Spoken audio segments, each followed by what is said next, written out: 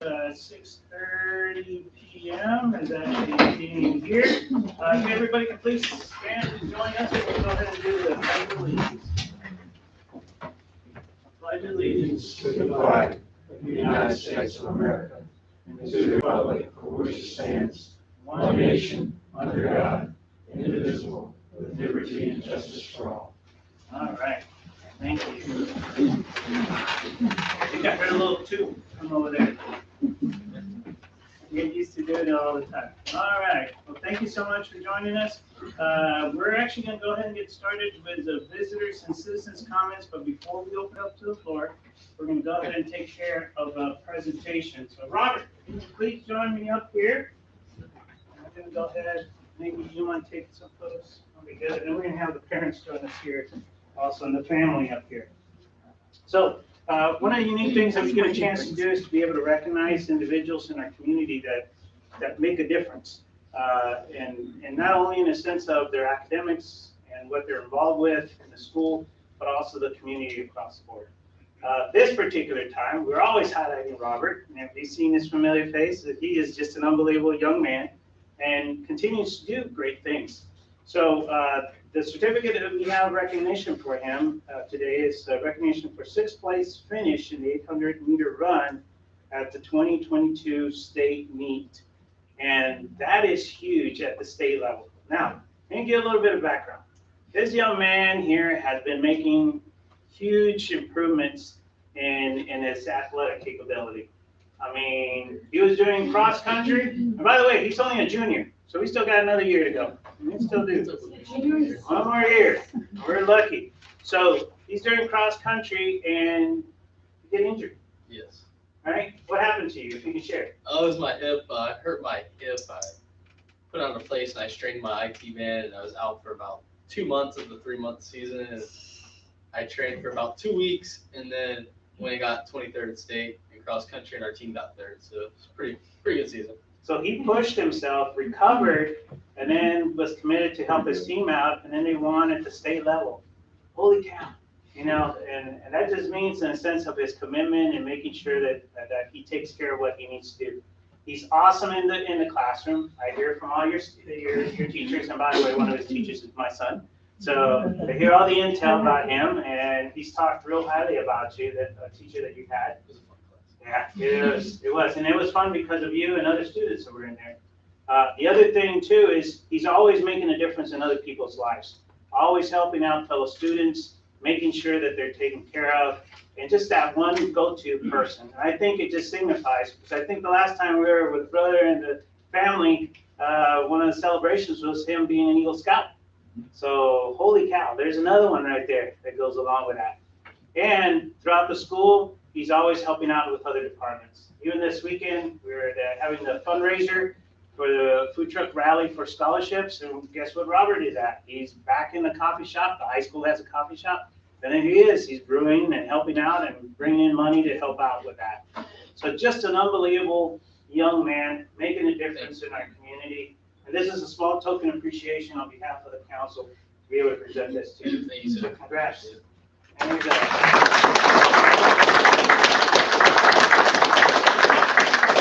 Now I gotta get the family. Come on up. Come on up. Your friends, everybody. Come on up. Here we go. Everybody get up here. Go ahead and do that. Thank you. No. Thank you, sir. I'll stand up. You stay in the middle. We're gonna get the parents one on each side, and I'm gonna stand off to the side. There you go. All good. Wherever you want to be. All right. You want to right over there, sir? Yes, sir. Awesome. There we go. Nice little smiles. Take a quick little photo. I'm gonna do, hold on.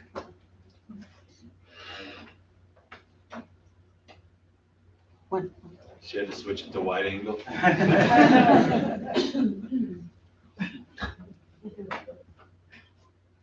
Okay. We can't all be traced. And thank you to the parents. All your commitment there.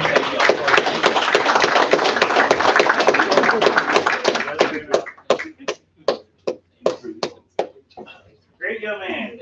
Hey, thank you. Keep making a difference, okay? Good. All right. Thank you. Thank you all. Over here.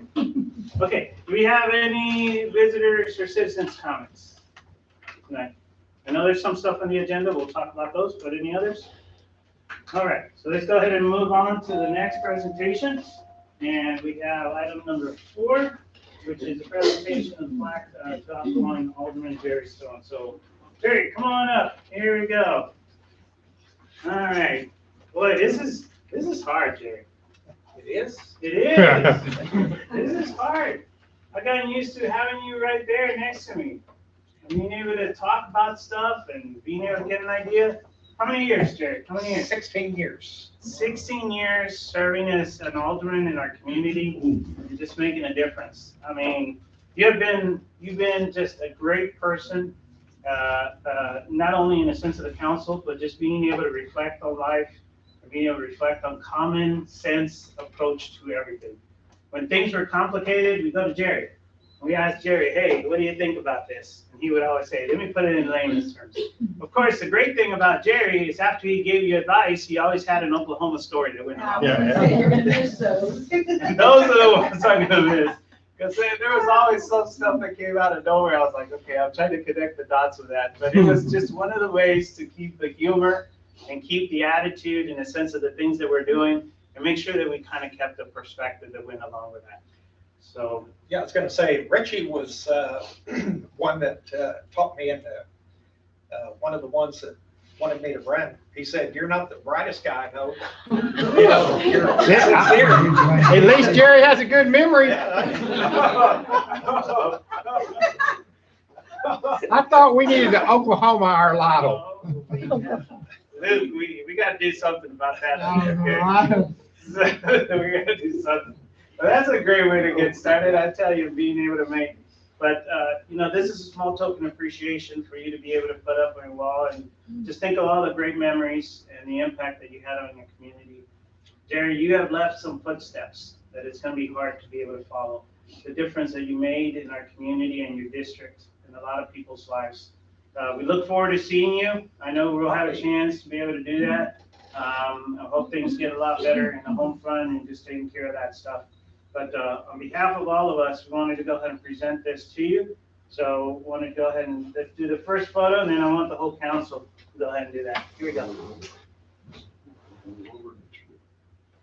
All right, and get the whole council to stand right here. We take a quick photo. There we go. Perfect. All right, here we go. And take a photo. All right. Any comments, Jerry? Anything? Yeah, it was an honor to serve for 16 years. You know, the people of Lytle had faith in me. They never got me run anybody to get me out. And so I guess they that's the, you know, so I guess that's the telltale sign. I always tell everybody that, over the 16 years I've served with some good other councilmen. You know, the ones that are here. This is the gentleman, Michael, that's was elected to take the District 4. But I've served with many councilmen over the years. They were all good. You know, 3 mayors. You know, you're the 3rd, and so I didn't have. I never had near enough answers, but I always had 4 councilmen there to depend on. So my advice would be to, you know, for young people to get involved in the city, you know, to think about, not to think about working for the city or helping get into politics, you know, to help be a leader. And there's a lot of committees and things that people can get on to work and help. And I tell people the council is like a ongoing history of life.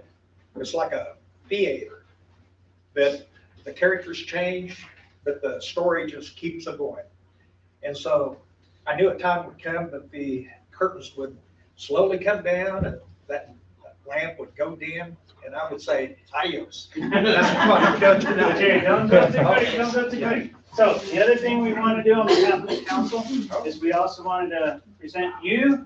It's actually for your spouse or Mrs. Stone. because we all understand that it was not only your commitment, but your family's commitment during those 16 years. And she stood by you and helped us out and was always there and listening to you Oh, and yeah. advising to. It goes along And with telling that. me, how long is it gonna, are you gonna be there until 10:30? See, there goes along with the territory. So Okay. please present this on our behalf and tell us thank you so much. We I'm sure. really appreciate it. And thank you for everything. No, thank you. Gentlemen, we will see you. And Josie, we will see you. Thank you. Yeah. Good night. Thank you, Jerry.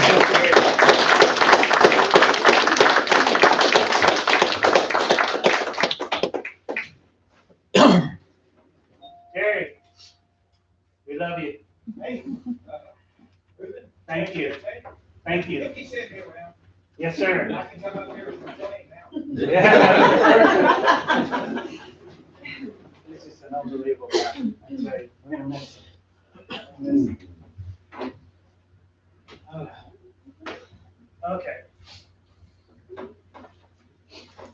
All right, let's go ahead and keep going, council. Let's go ahead and jump right into the action items.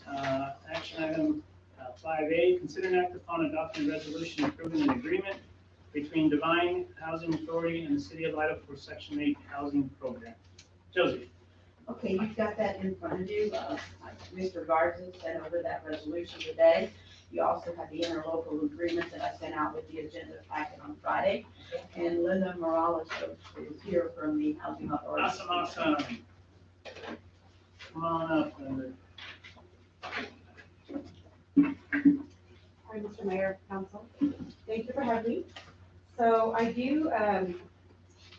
went ahead and got this resolution set up with my attorney's office, and basically what it is, the City of Divine Housing Authority is really in lack of, should I say, housing. And I've actually talked to the HUD and ACOG in our South Texas Region office. They proposed me to kind of expand a little bit more into the 5 miles, and it's gonna fall within Natalia and Lido. Being that Lido it's a tri-county, I am asking, I went ahead and did with ACOG, double check to make sure there's no infringement, whatever whatsoever with any kind of agreements. There's no housing authority in Lido. There is not any kind of infringement county-wide either. And at the same time, ACOG went ahead and approved that we can expand our Section 8. And all I'm asking is permission to be able to help anybody in this region that need the financial assistance. I'm not interfering with any kind of city agreements. It's just the partnership agreement is basically just allowing me to be able to help the community. And I feel comfortable with Natalia and Lido, even though Medina County kind of stands kind of too far, like Castro and Hondo. This is really the region that I really need to help in. It's easier for me to help the tenants here in Lido and Natalia, and of course, Divine. So I'm hoping that you can take action and approve this resolution, so I'm able to help anybody that lives here in Lido, in the city of Lido. And in all actuality, the landlords are really the ones that I would really see with, or any kind of apartment complex. And I've talked to a few of them, and they are welcoming me, helping anybody that needs help, because all I'm doing is helping them financially. So, do you have any questions? Is this incurring the obligation of the city of Lido? Not at all. There is no obligation. It's just the cooperation agreement. This is more of a legality that I'm getting approval as a courtesy from the city, since there is no housing authority. So my understanding when I was reading the document, the city of Divine can assign people to Lido. So it wouldn't necessarily be a Lido citizen asking for assistance. The City of Divine Housing does not assign. We actually help the community when they come in as lined up on HUD. So basically, we have people from Lido, we have people in housing from other states. So it doesn't necessarily mean that this is a resident from Lido. If the resident is living in Lido and they need that financial assistance, I am going to help them if they allow me to. And if they live in Divine and you don't have the room to put them in? We don't have enough apartment Right. complex. And that's where I read that you Yes. could assign it to Lidle. Yes, we don't, and I need to expand, in order for me to expand, I prefer to expand to Lyle and Natalia instead of, because I can use all of Medina County.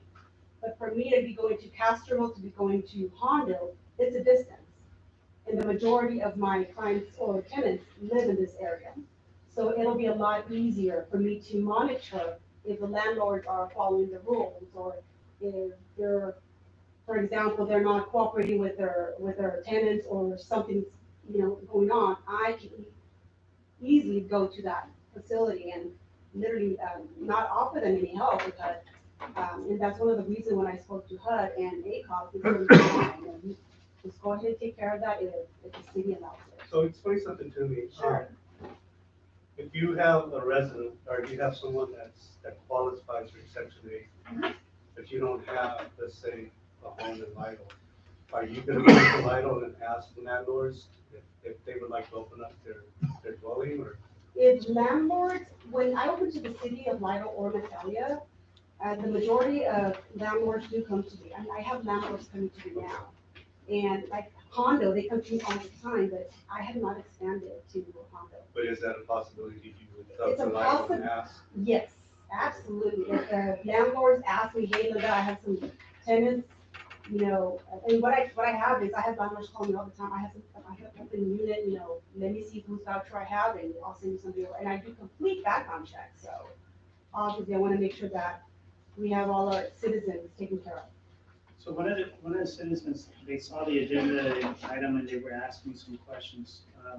So the question I have for you is, say for instance, you reach out to a homeowner. Do you talk to the other homeowners around there or next to them and let them know that landlord is going to be participating? No, I don't. I mean, if they have questions, absolutely, I can definitely speak to them. And the landlord, and I don't want you to think that Section 8 is a bad thing. It's really helping them financially. That's all it is. I have a lot of senior citizens, for example. And if the landlord, or just a family, if the family loses a job and they've been living there, the first thing they're gonna do is they're gonna get evicted. And they're trying to get somebody else in. In order for them to get evicted because of financial reasons, all they have to do is get my application, since they're already living there, their first priority, because they are already living there. And just do background checks and do a complete overhaul on their application, helps them get stabilized. And once they start working, we monitor all that, because I do have access to all the governmental entity to monitor their work, and if they're not, and see what their rent would be. The majority of the time, the tenants pay their rent. We just pay a portion, which is approximately, they are only allowed to pay 30% of their gross income. So whatever they can of that gross income they don't have, I come in and pay that. So if it's $1,000, if they lose their job completely, that's where I step in and I have to pay all the rent.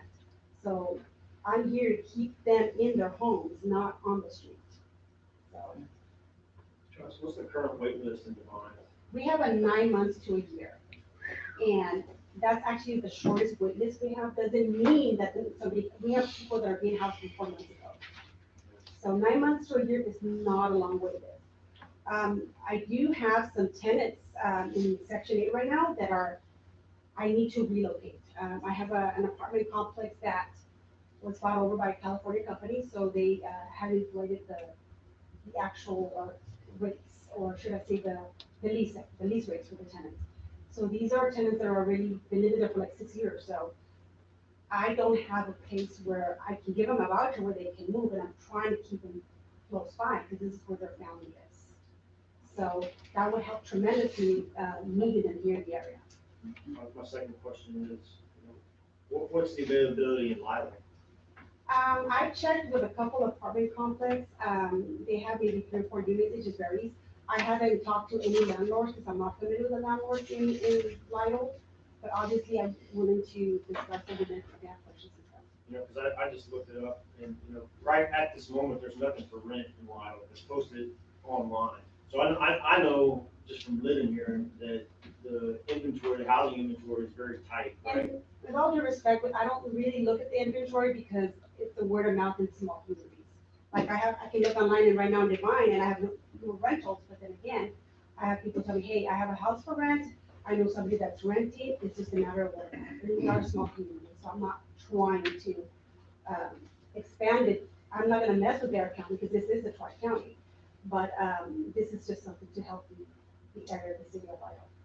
Is your funding state, federal, or? It's federally funded by HUD, Federal. yes.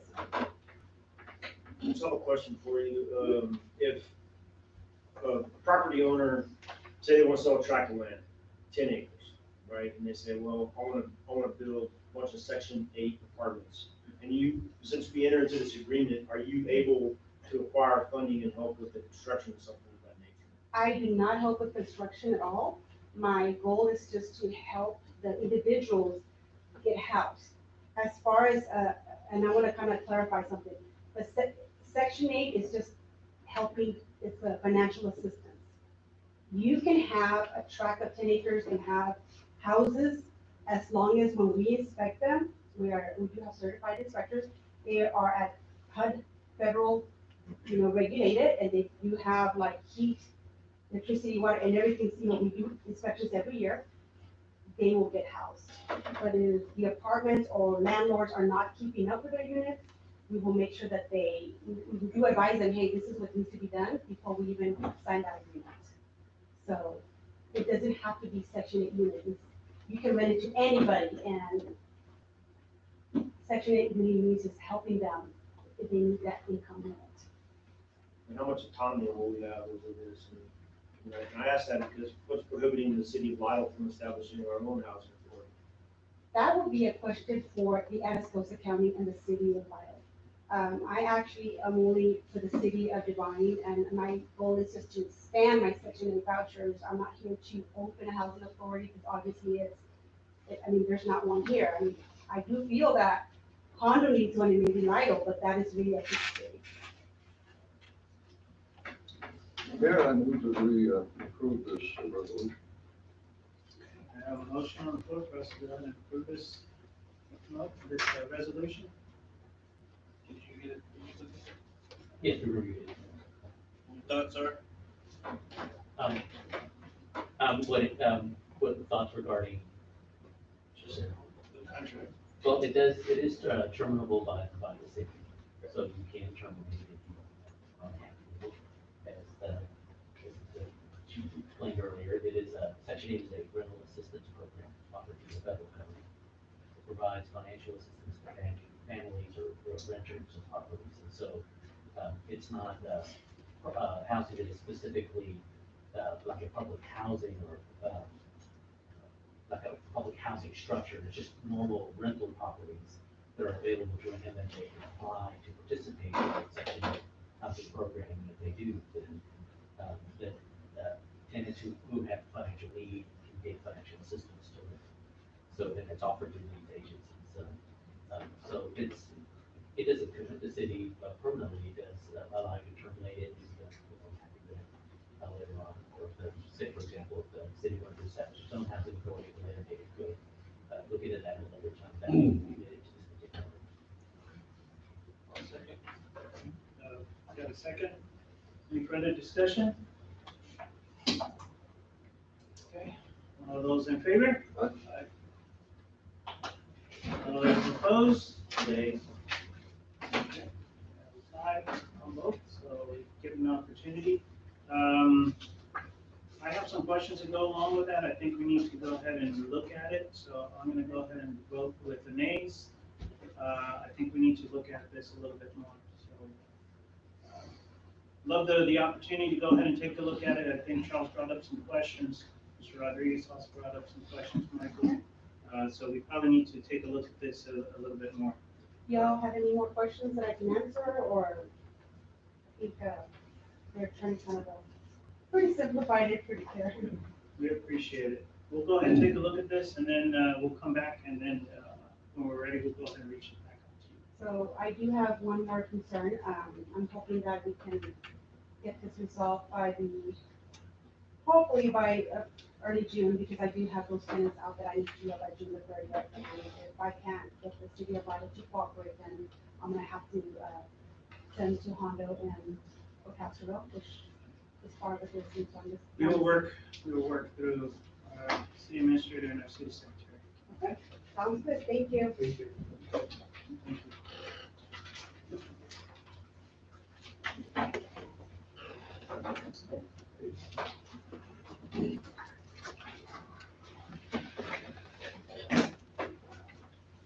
I just ran down some notes.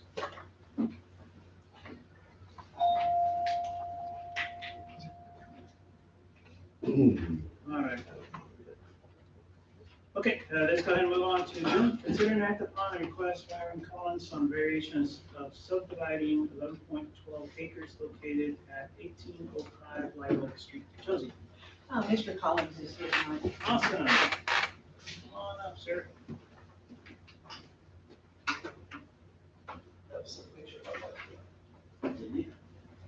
Sir. Explain a little bit.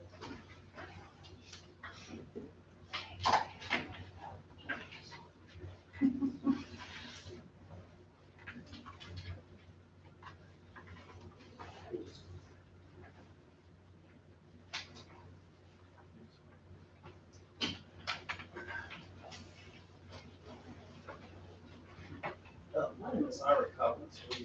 My wife and I own 11 acres on the north part of Live Oak Street. If you look on the second page, you have to see a picture of the area where we live. And Live Oak actually is paved all the way to the big blue dot. And then it heads north, and that's considered privately managed or maintained road, which would be our house, between our house and Bruce Anderson's property. We have 11 acres there, and my sister-in-law has asked that she be able to place her mobile home on our property. And we have decided to let her do that. We, first thing we did, we asked our neighbors if they would object to this placement there. They told us no. That's what they said, that they would allow us if we wanted to, without objection. And the problem we're having is that my sister-in-law has purchased this home. She had to go ahead and put a contract in last month because of the inflation factors. I mean, it's going up $5,000 to $10,000 a month. So she had to go ahead and purchase the home. We started the process of trying to get the permit going. And we found out that I didn't realize that there was so involved at this point. I thought we were before the Mobile Home Commission, get the permit with Lyle. I didn't know we had to have an engineering study. I've been told we have to go to the corporation commission or the county commissioner court to get approval too. I don't understand it all.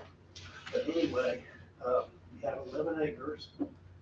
As you can see on the already hired surveyor. He's drawn a plat and sent it over to the city office for approval, preliminary plat.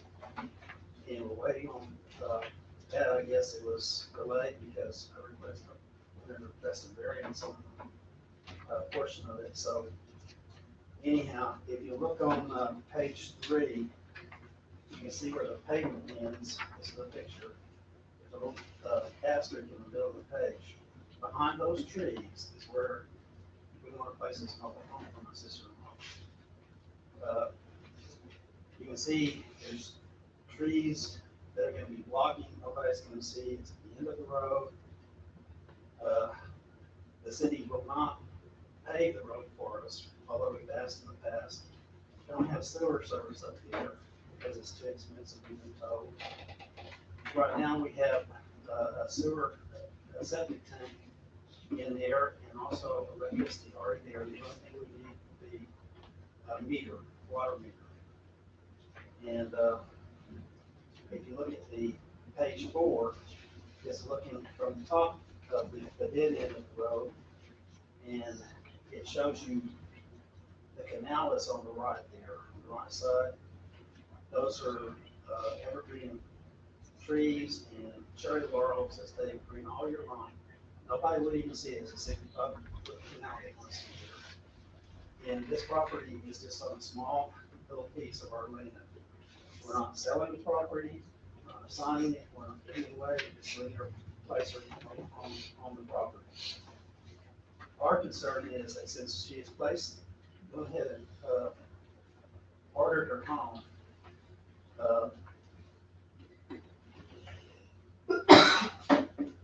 it's kind of difficult because they're building it right now. It's the middle of June is when they think they're gonna be delivered. We're told this takes several months now to do all the applications and everything that we need to do.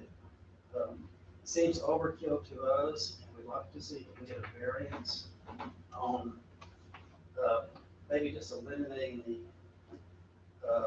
engineer's study. That seems to me, why would we, I don't understand why we have to pay several $1,000s for this engineering study.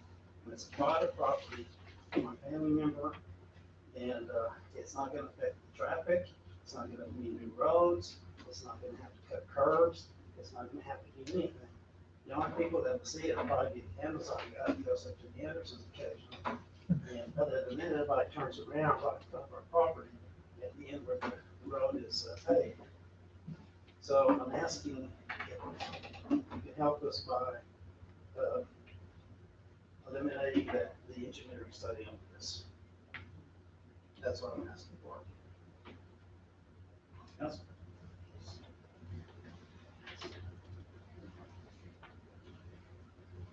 Any inputs I can provide on this, and this is just for experience here, and totally understanding the sense of the unique situation that you actually have, is, the decisions that we look at right now, we might not be thinking of what could happen in the future.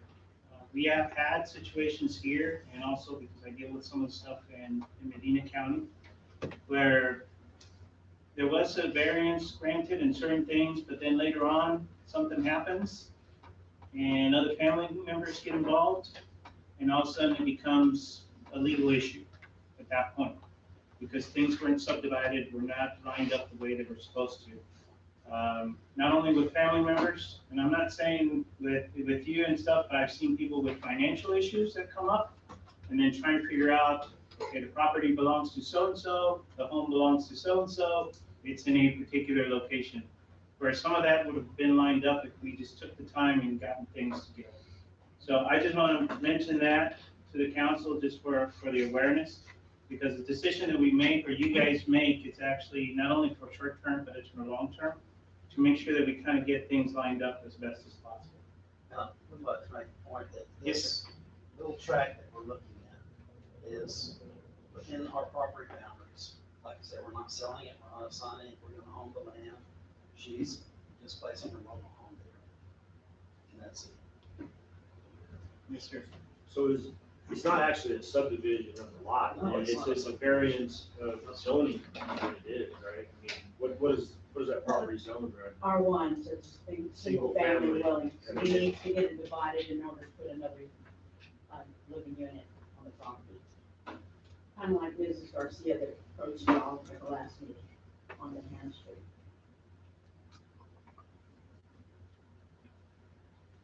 How big is this pond she's gonna put the trailer on? It's 70 by 139 feet. How much in acreage?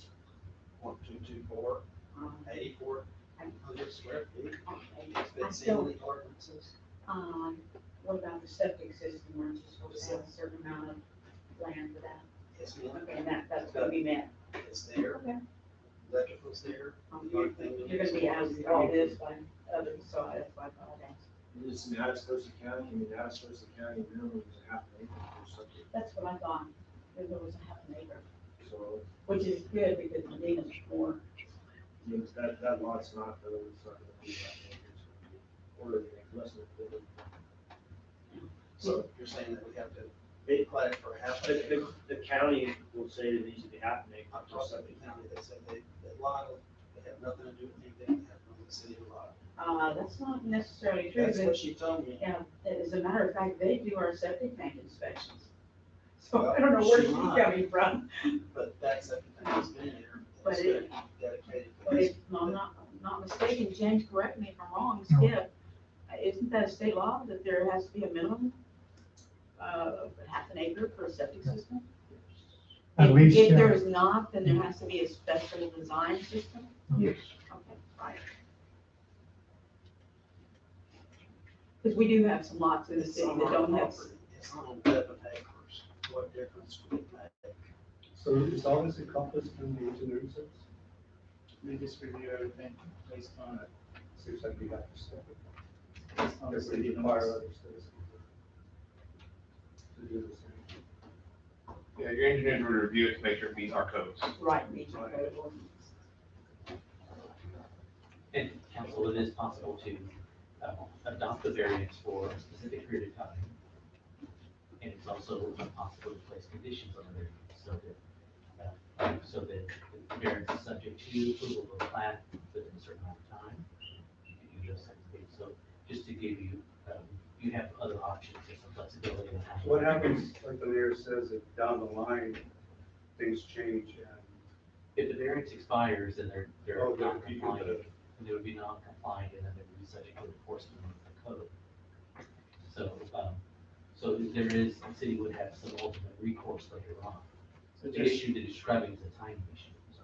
so Jesse, you saying that the council approve it and just go ahead and put a variance for 6 months pending the process? You can place conditions on it, for example, they get to submit a subdivision application within some certain period of time, and the variance be ultimately approved, subject to approval of a subdivision plat within a certain amount of time. But that would allow them to move the trailer. And that would allow them to put the trailer in and not be conforming temporarily. And then, so it's just a temporary variance, right? So, and then, but you have some milestones that you could move forward, but ultimately getting to the final stage, which is a subdivided property that meets the code, which is what it sounds like he was intending to do, but he's running out of timing issue.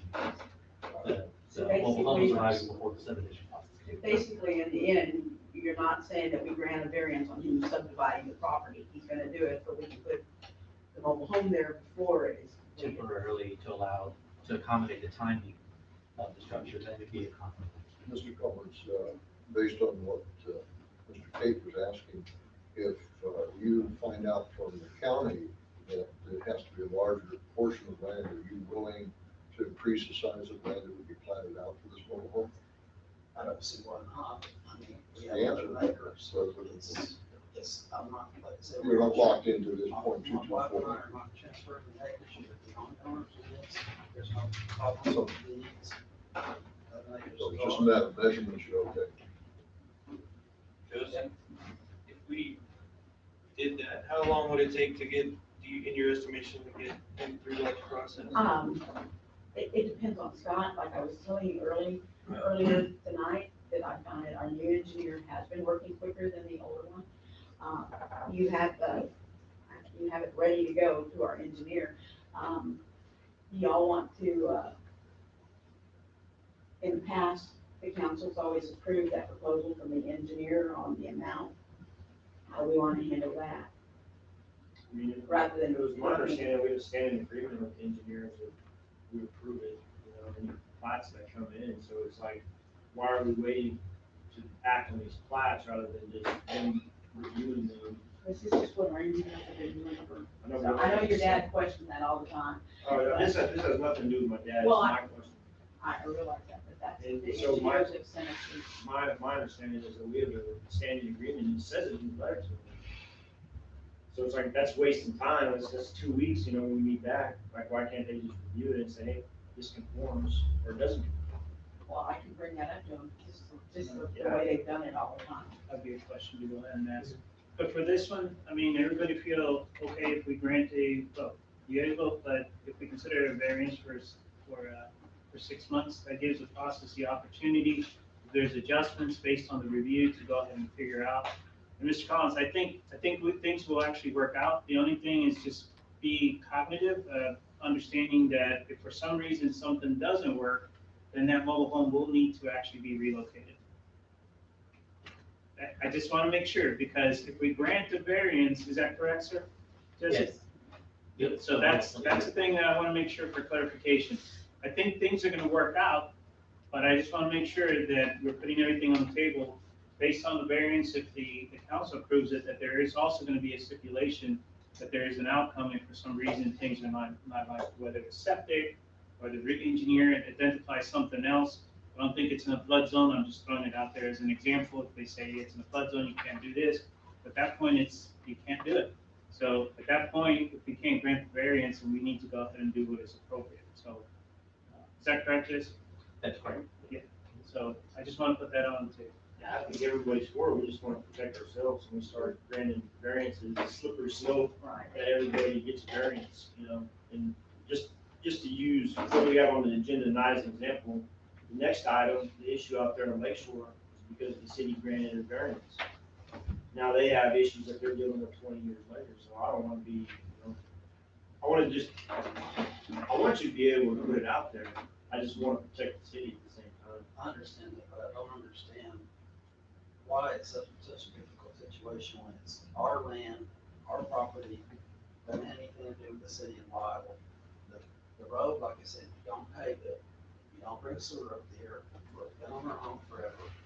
And I just don't understand why that would be such an issue. It seems like to me, I don't know why we just can't waive the engineering study, get it go before the mobile home commission, they would do the permitting in the city. And I mean, it's been done before, it's been done many times before in this town. And I'm not a subdivider, and I'm not a developer, it's a personal family matter. Yes, sir. Unfortunately, within the city, we have city ordinances, and there's stipulations that we have if we're going to do something that we have to follow. Yes, sir. Yes, sir. Council?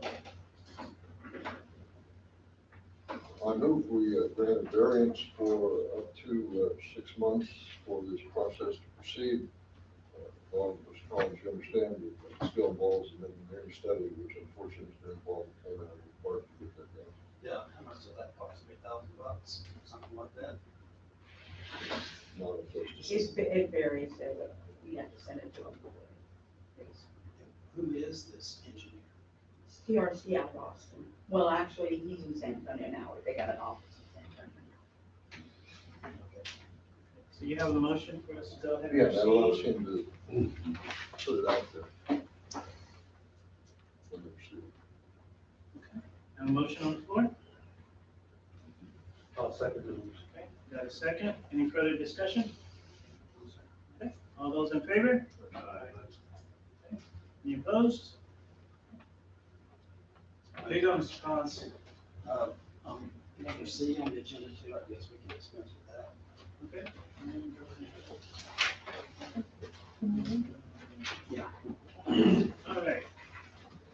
So, C, consider and act upon the request for Mr. Collins for variance code to allow mobile home application procedures to start before the replat for 11.1 acres.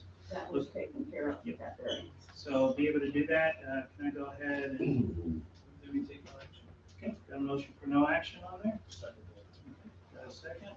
All those, any further discussion? All those in favor? Aye. Any opposed? Okay, thank you so much, appreciate that. All right, here we go.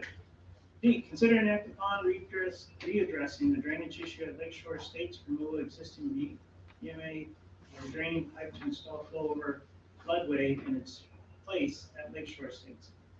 Mr. Joyce. Okay, I may not actually be the guy to speak to it because Matthew Deere is now engaged in this. But my name is Chris Joyce, I live in Lakeshore Estates in 16015 Whitecap Drive. Talked last meeting, May 9th, I'm down at the west end. All BMA is, as you know, to recap, BMA is now putting pipe in their canal and had some cooperation with BMA and Brian Sullivan in considering it's a cooperation trying to make some adjustments to the existing drainage. This drainage doesn't work. And although my house gets a lot of focus, it affects a lot of houses in that entire subdivision. All the houses on the south side well, it's actually just on the north side of the drainage, all along Lakeshore Drive, all the way into section 2. Fences going down over there all the time this way. So we initiated some conversation on it, and actually, thankfully, Mr. Deere, who on day one, I guess last Thursday, May 19th, he had a meeting the very next morning on day two, out to discuss what could be done with the contractor. And Mr. McGrath, I believe, was involved in that. And so, we talked some, but of course, I want Mr. Deere to comment on that. My interest will be, and I'll probably end up revisiting it, is costs and how to expedite this one. So, quick update, we're waiting on a quote back from a concrete company to put in the spillway that we've kind of spoken about. The pipe's been lowered, they've done concrete work, BMS said they're gonna get permission to do it, of course, we need that in writing. So, the guy said 2 weeks for that quote, I'll try to push him in a week, so that way if it's below our threshold and we've got the money to do it, we can move on it. Across from that, we're trying to get the water into that kind of runoff area, it's overgrown. I spoke to the HOA, that is private property all up to dead center. They're required to take care of it, maintain it.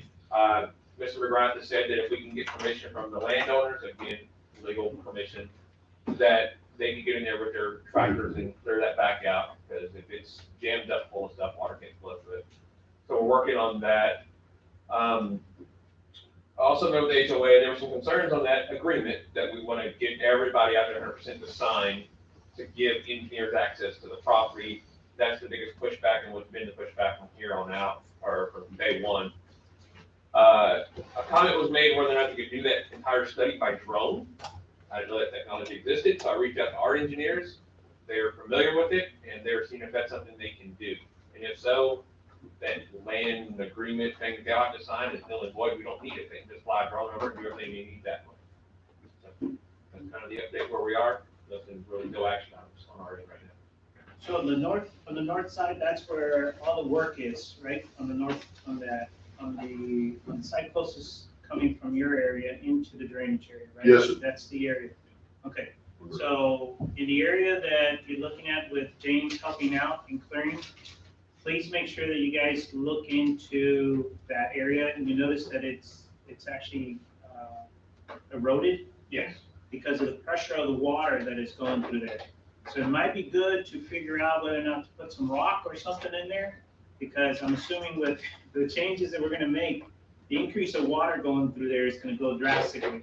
So you're probably gonna see a lot more erosion in that section unless we actually do something with it. So in talking with Trace, and he's enlightened me a whole lot of this, we're hoping that with putting in that spillway, we don't get that forcefulness of the water that we're used to seeing. It's more of a gradual flow. Again, the rocks make total sense, because we don't want to undermine anything. But we're hoping to not have that much force when that water goes across right there. Yeah, hydrostatic pressure increases with height of a fluid. And as it increases in height, there's greater pressure. And with that height, you get greater displacement across all that area. So once it finally breaks across and starts flowing, it gets real scary real fast. And if you drop that level, that height, I know we'd be thinking depth, but it's in reference properly, it's height.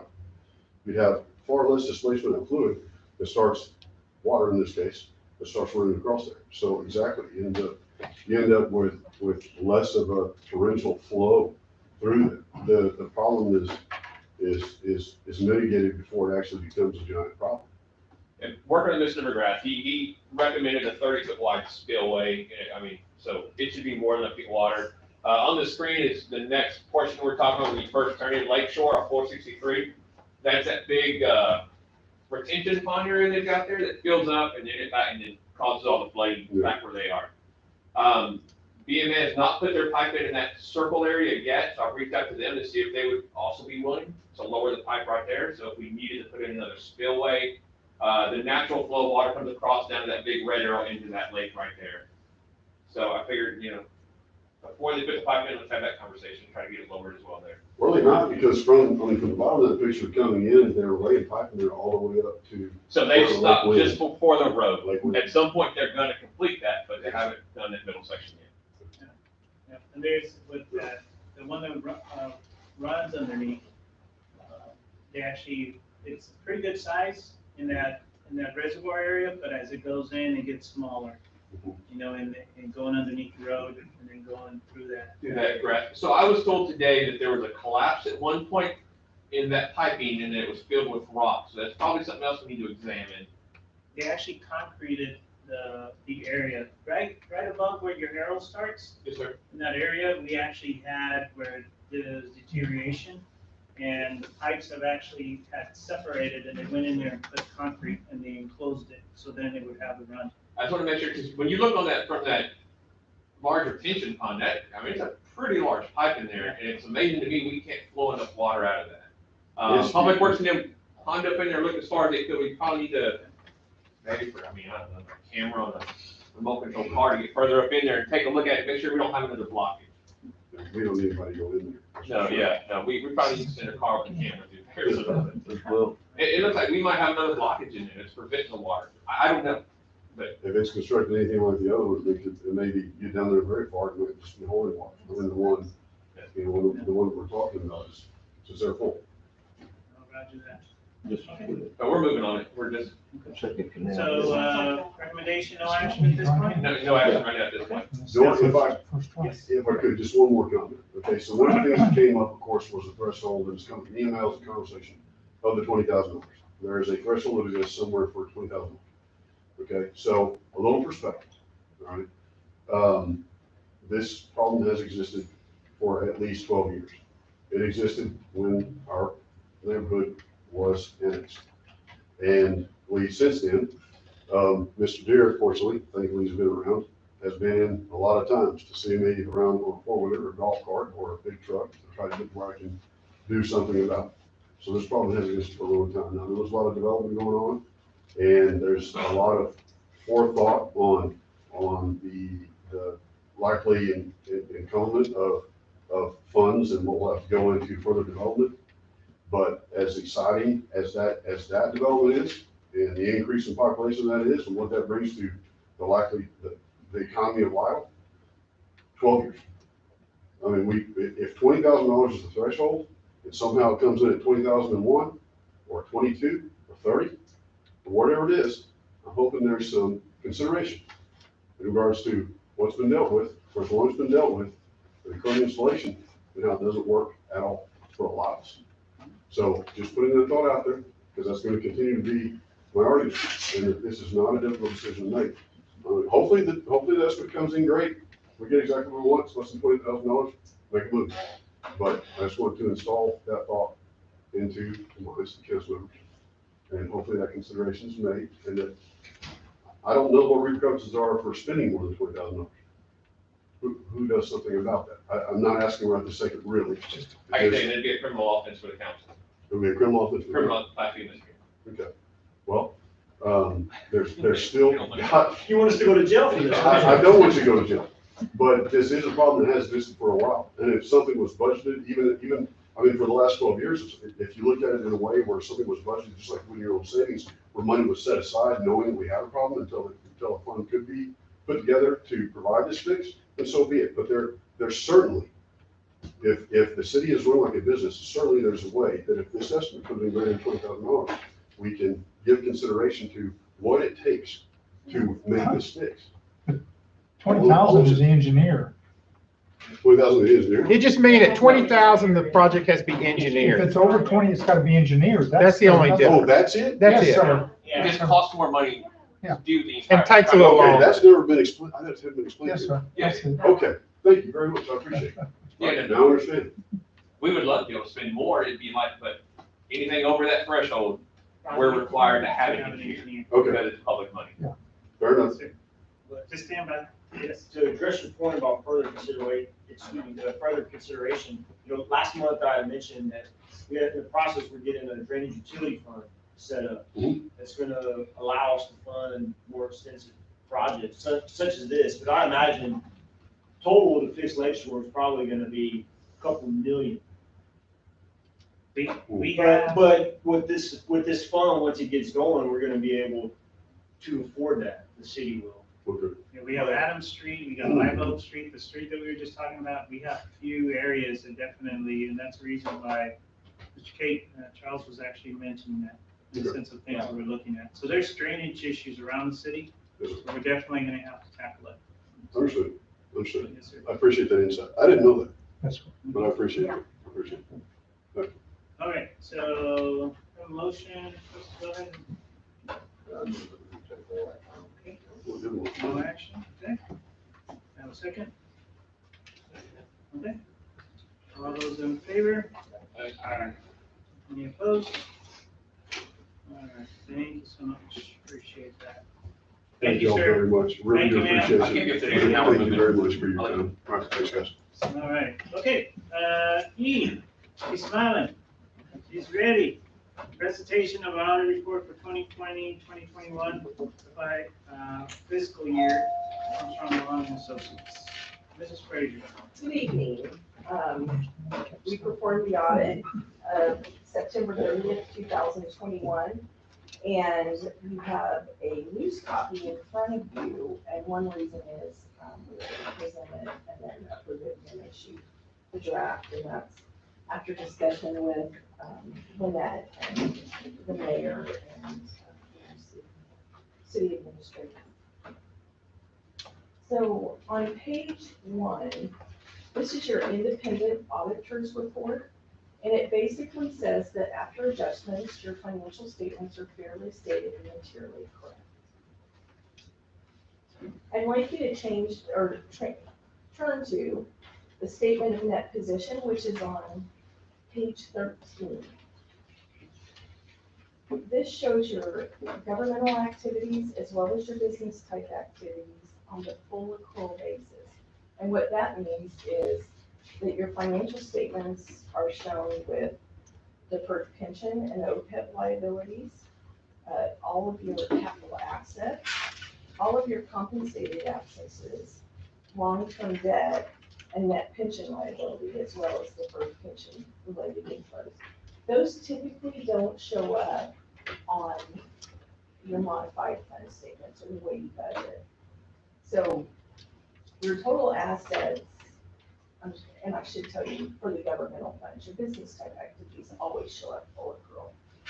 So your total assets for the governmental activities on a full accrual basis is 5.1 million, almost 5.2 million. And then your deferred pension OPEB related outflows are 144,519. These are basically contributions by the employer as well as the employee for your pension-related activities from December to September of 2021. Your liabilities are 1,614,873. You'll notice that your debt and the governmental activities is 1,074,340, and your pension liability is 310,865.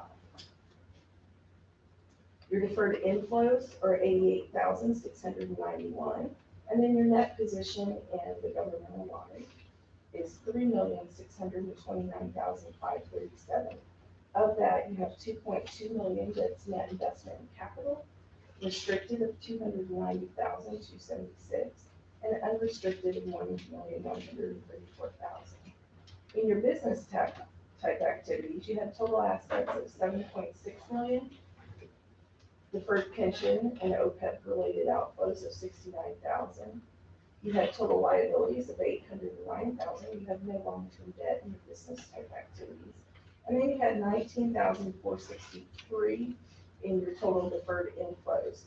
The net position was 6,863,824. Of that, 5.4 million, almost 5.5, is in net investment in capital. You have 326,629 restricted, and then you had unrestricted of 1 million, almost $1.1 million. I'm going to have you turn to page 16. This is the balance sheet for the governmental fund, and you'll notice on this, you don't see any fixed assets, you don't see any compensated asset liability, no pension related liabilities, and no debt. So this is really how you budget and how you typically see your financial statements. In governmental accounting, you're required to show both ways. So your total assets are 1.9 million. Almost 1.4 million of that is cash and cash equivalents.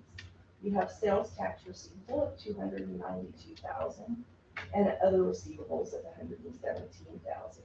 Your ad valorem tax receivable was almost 89,000. Your liabilities, for those types of funds were 112,284. I'd like to point out that your unavailable property tax revenue, and those are basically property tax revenues that are delinquent and weren't collected within 60 days after your year end. And those were 88,973. You have 1.7 million in fund balance.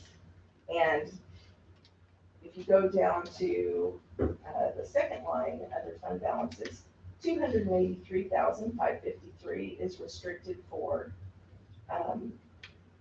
hotel occupancy, basically tourism development. 6,723 for municipal court. And then you've committed funds for the library and the animal care fund of about 74,000. You had an unassigned fund balance of 1,335,082. This is important because it represents about 6 months of operating expenditures, and GFOA recommends that you have 4 to 6 months of operating expenditures in your fund balance. I'm going to have you turn back to the budget to actual for the governmental funds, or governmental general fund, and that's on page 45.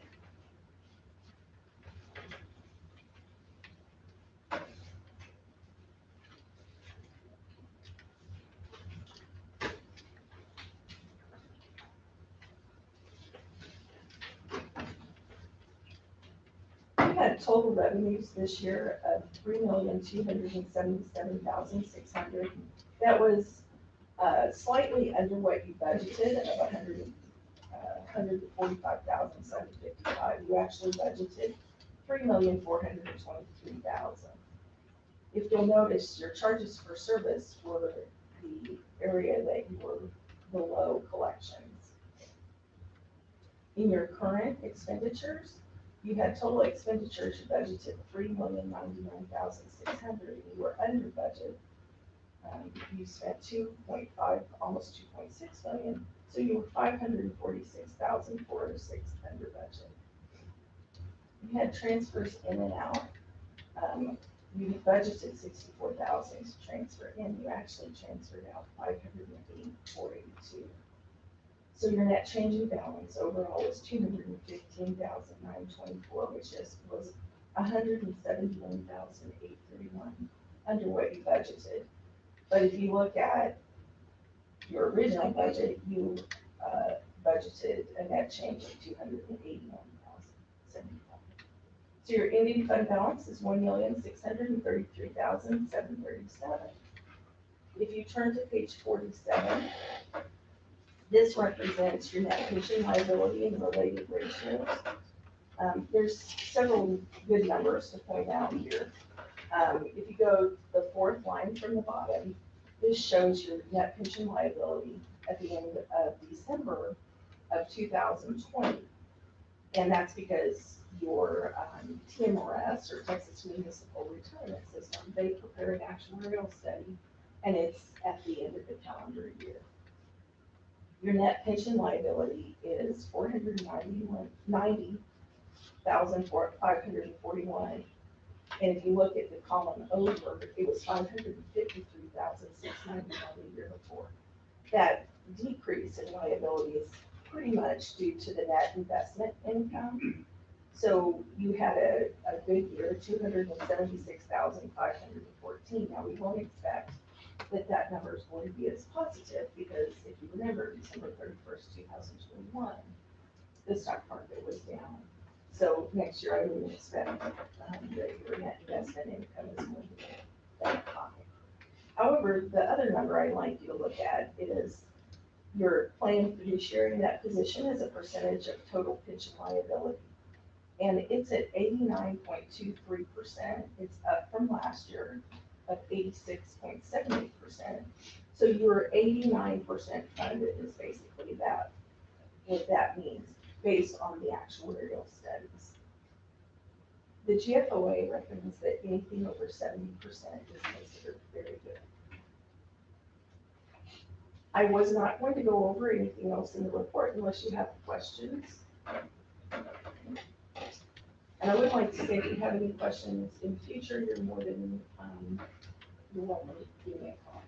Ms. Frazier, you, in the, that page 45 on the transfers out, is that something you're gonna cover in the material weakness? Yes. Okay, so I'll just leave it there. So I have two letters, that I'd like to, go over. The one is the material weakness and significant deficiencies in internal controls. The first one is interfund transactions. So in testing those funds, we noted they were significantly out of balance with sometimes one-sided entry recorded. We made some material correcting entries to reconcile the interfund activity during the year. We recommend that the interfund accounts are reconciled monthly to ensure complete and correct financials. Actually, that one, the next line I should take out. The transfers to other funds should have supporting documentation when they're made. They shouldn't just be made as a general entry. And the reason is you need backup for all of your journal entries. And if there's no backup, there's nothing to prove why you did something. I would like to say that you could set up, and probably should set up, a separate fund for all your special revenues. And those are things like your hotel occupancy, and then specific money that's collected for court security, courtroom, different types of courtroom activities. So those are collected separately and they're considered special revenue.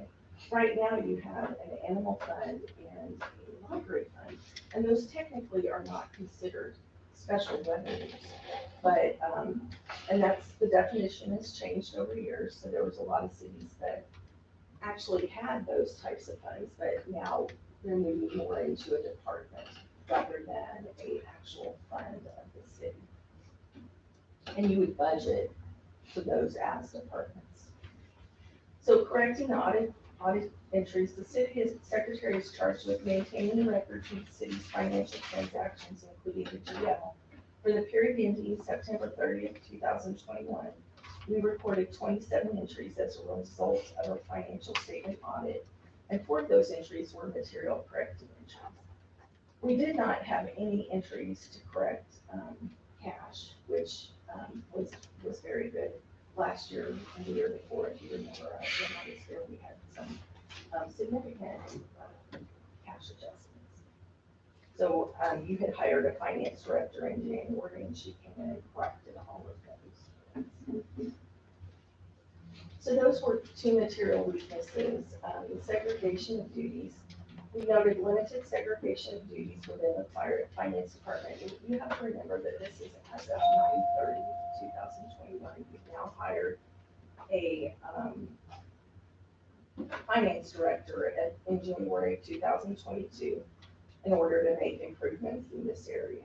So we recommend that the segregation of duties and policies and procedures are reviewed and updated to improve internal controls in this area.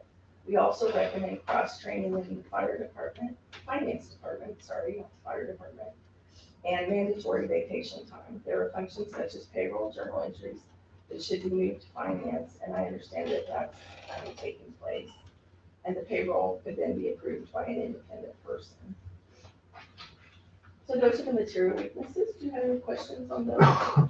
And I do want to point out that we came to you in August of last year of 2021 with the 2 reports, 2019 and 2020.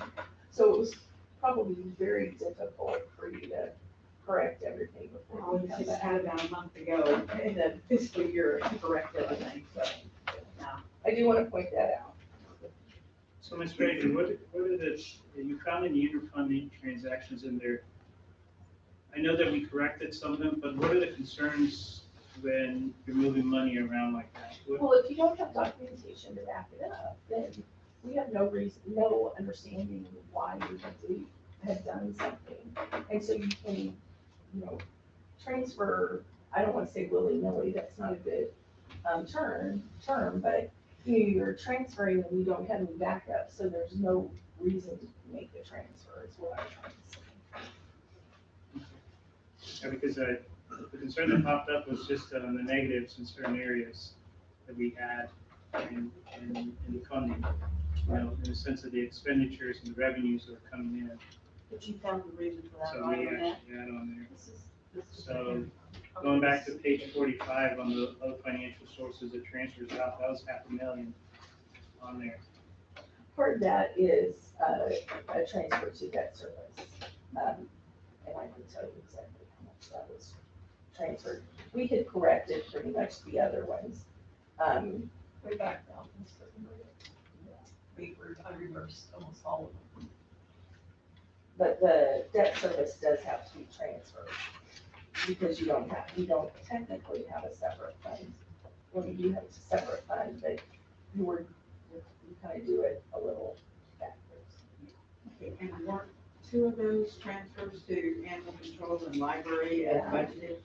But then again, you can't really have a journal entry that just says due budget, we transfer these. That's not an appropriate backup for, because you really don't know why you're transferring. Transferring so that it meets their budget. I mean, you put in the budget that you're gonna transfer things so that they can run their departments with that. I brought this up before about setting them up as departments instead of having to do transfers and all that. That to me is just. And that's what Extra, yeah. Yeah. I'm They're glad to hear not, that. so technically, a special revenue is when the state or a locality will set up a special fee with resolution and ordinance, or technical, I guess the county would set up, I'm sorry, not the county, the state would set up some law or reason to collect this, such as the hotel occupancy falls under. And I know I don't call it the right thing, it's the old term burnings. And so burnings is, I guess, what the state law used to be called. So technically, the special revenue that should be set up or in some document that the state has procured and not a city function. And so you set up animal control and the library fund, and they're not self-supporting funds, they're just funds that you collect in the library fees or some type of, animal adoption fees or things like that, that really don't cover the expenditures of that fund. So so the way you have it set up now, working with Lynette, we should be good with this from this point on. I believe so, yes. Okay. Mr. President, under the segregation of duties, very last line, the payroll could then be approved by the independent person. We're a small city here. Identify who that might be, what position that might be. Well, right now, I think Lynette is performing payroll and then you have a new city administrator who could review and approve those. Okay. So that would be a very good internal control. Okay. On our governance letter, I just want to say that we just went over the material in this letter and significant deficiencies in internal control. So we needed to make you aware that there were 2 letters. We conducted our audits consistent with plan scoping we previously committed to. Compliance with all ethic requirements regarding independence. Everybody on my team is independent of the city. Significant accounting policies. You adopted no new city policies during the audit year.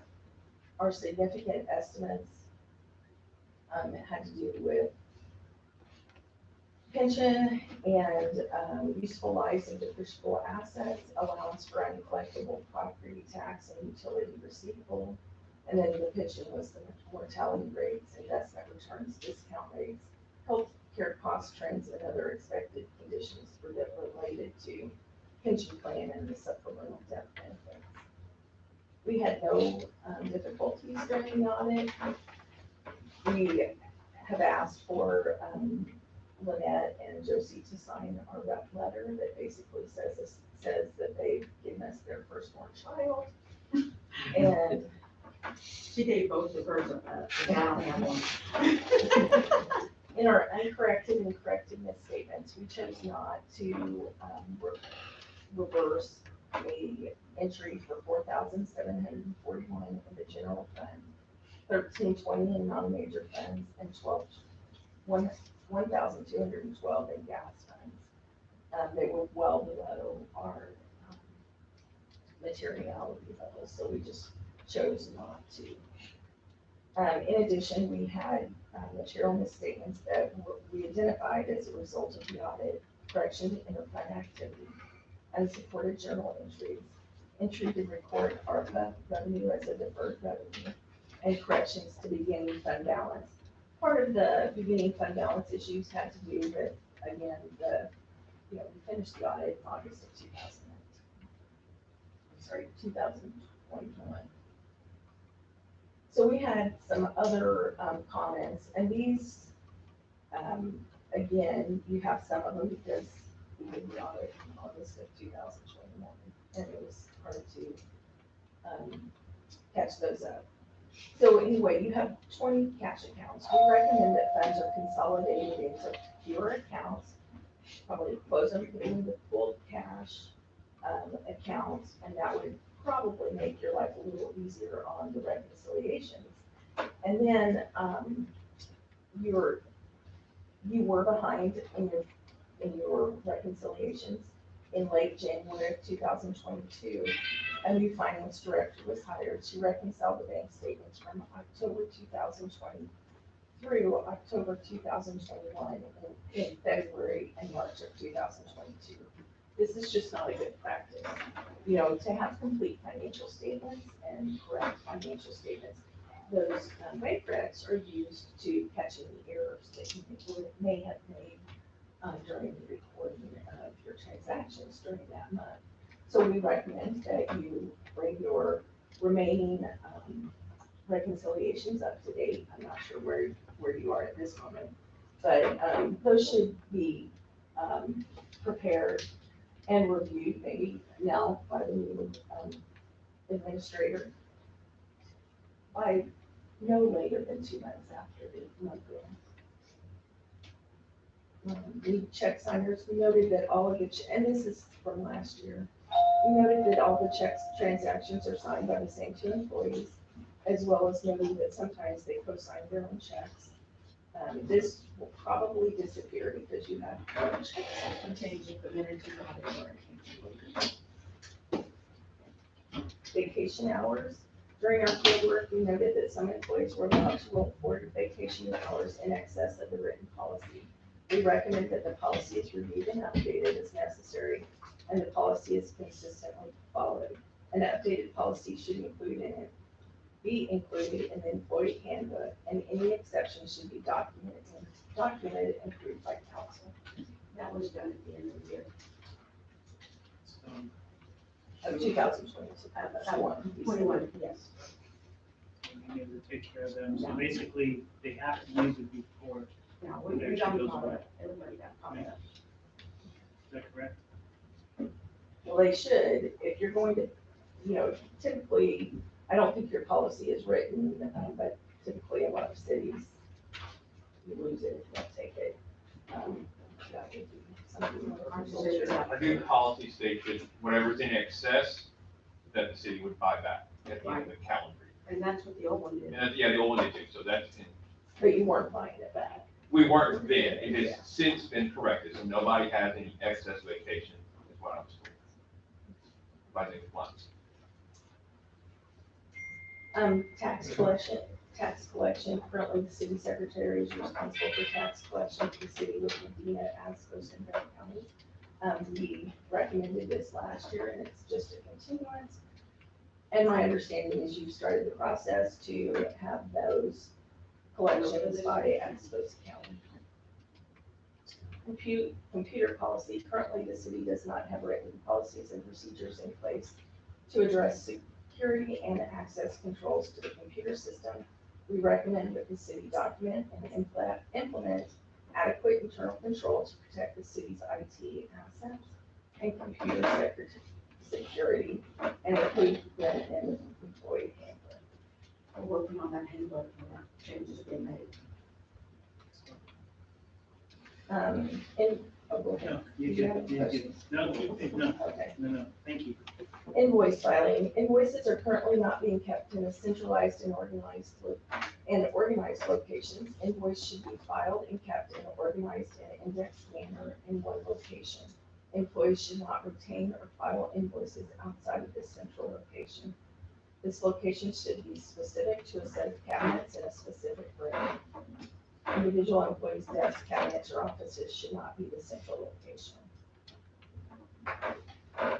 And my understanding is that is being accomplished. Yes.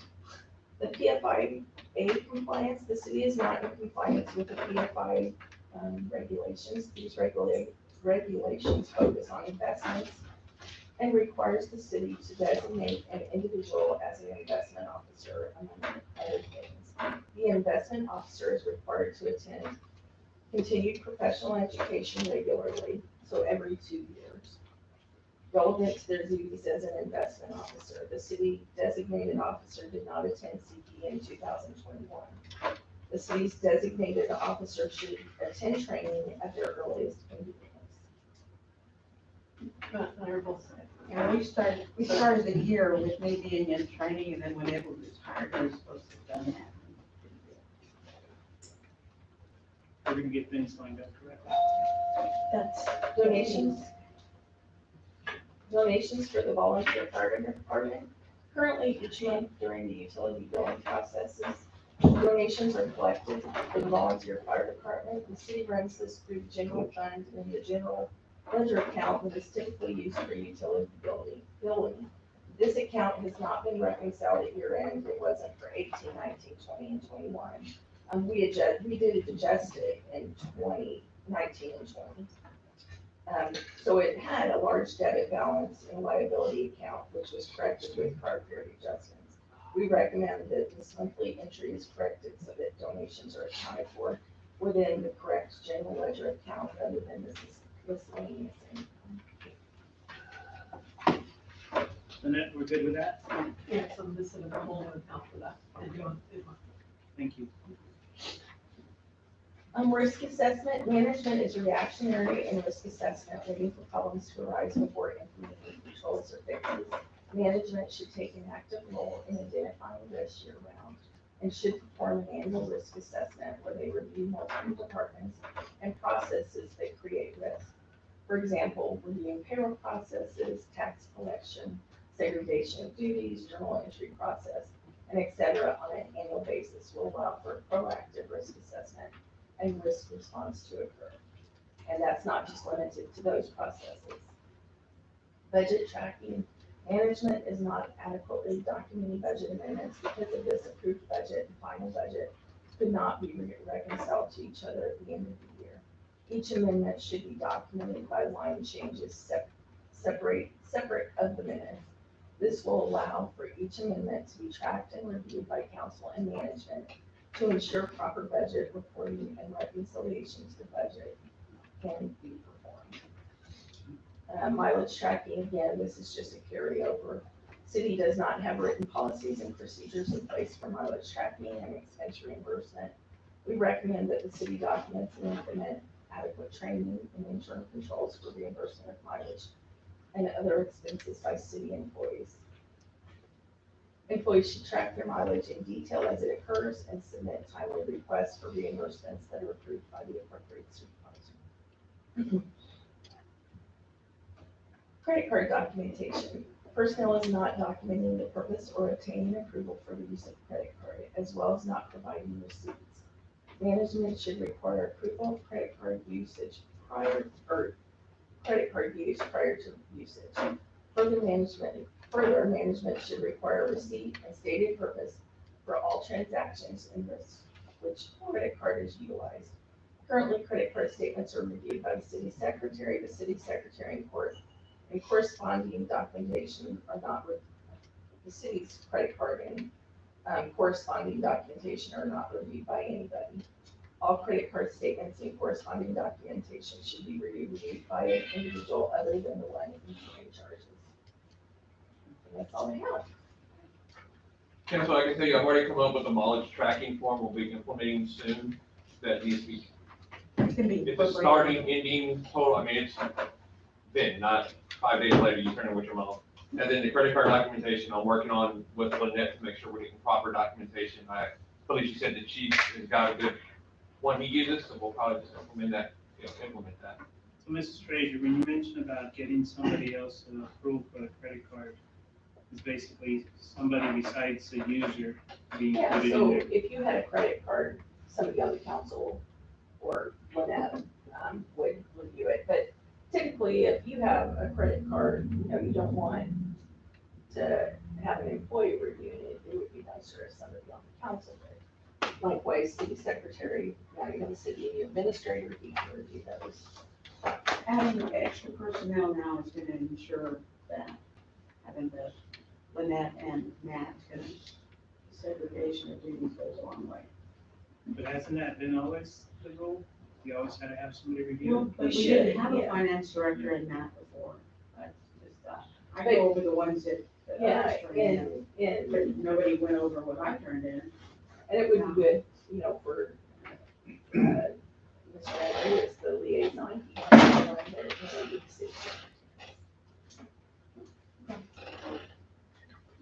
It's got enough people in place now that that can happen. But you always want that control of somebody else,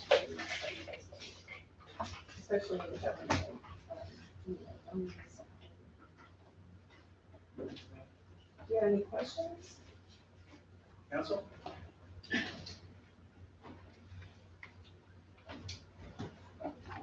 So how are we looking compared to last year? I mean, you've made some improvements. The big improvement was that your cash was caught up, as far as the time period when we audited. So that was considerable. But the other items you still have to work on. So we need to make the adjustments so we can kind of prepare our next step, things that we're looking at, trying to do on there and be able to compare. A lot of them have been taken care of, but there's So be able to do those her things. audit that we need to report do. last year. Hold on, Jason. So it's very important that we actually take care of those things and do that. So one of the questions I have for you, you've seen Lynette working and taking care of these things on here. Any feedback in a sense for the council? Well, I think she did a very good job, especially on the reconciliations. I was very pleased that we didn't have any entries technically in cash. So, at least your cash balance was correct as of March 2022.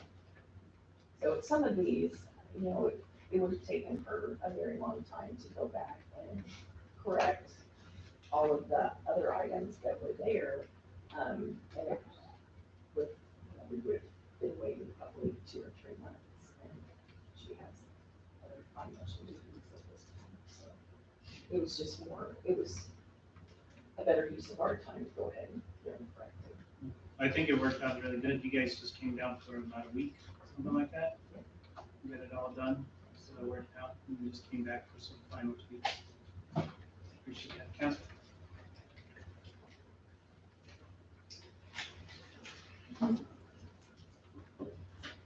Any questions?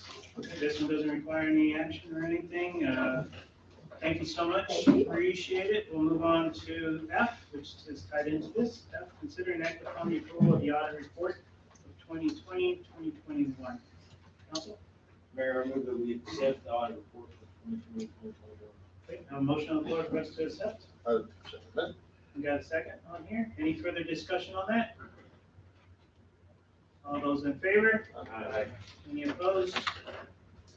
Okay, motion carries. Mrs. Frazier, thank you. We appreciate all your assistance. I will tell you this. It is a good feeling. I think all the council will agree that we're in a good feeling right now because we are finally caught up. And thank you to you and your crew that came in here and helped us out being able to take care of it. So thank you. Appreciate that. All right. Awesome. Okay, let's see where we're at right now. Look, we're right at 8 o'clock. Would you like to go ahead and continue with G, or you guys want to go ahead and take a break? You want to take care of G? Okay. G, consider an act upon the appointment of municipal court judge and associate municipal court judge for 2-year terms. Josie? Judge Lewis has agreed to stay on until Deborah. Okay. So basically, we're just extending them just to match up like we normally do with this last round of the elections. Mayor. Go ahead, I'm sorry, I'll make after the second, make a comment. Okay, I have a motion on the floor for us to go ahead and do that. Second. I got a second. Okay, discussion. So my discussion is, I'm working with our municipal judges who also magistrate for the police department. New Senate Bill 6 came out, there's a process they have to do now before they can magistrate a prisoner for the police department. That's a duty of our municipal judges, both Jerry here locally and then Deborah over in Germany when we can't come back here. There were some issues in getting that accomplished before. I think I've identified the issue. I'm not sure we actually have an ORI number. I can't find it in the state's database.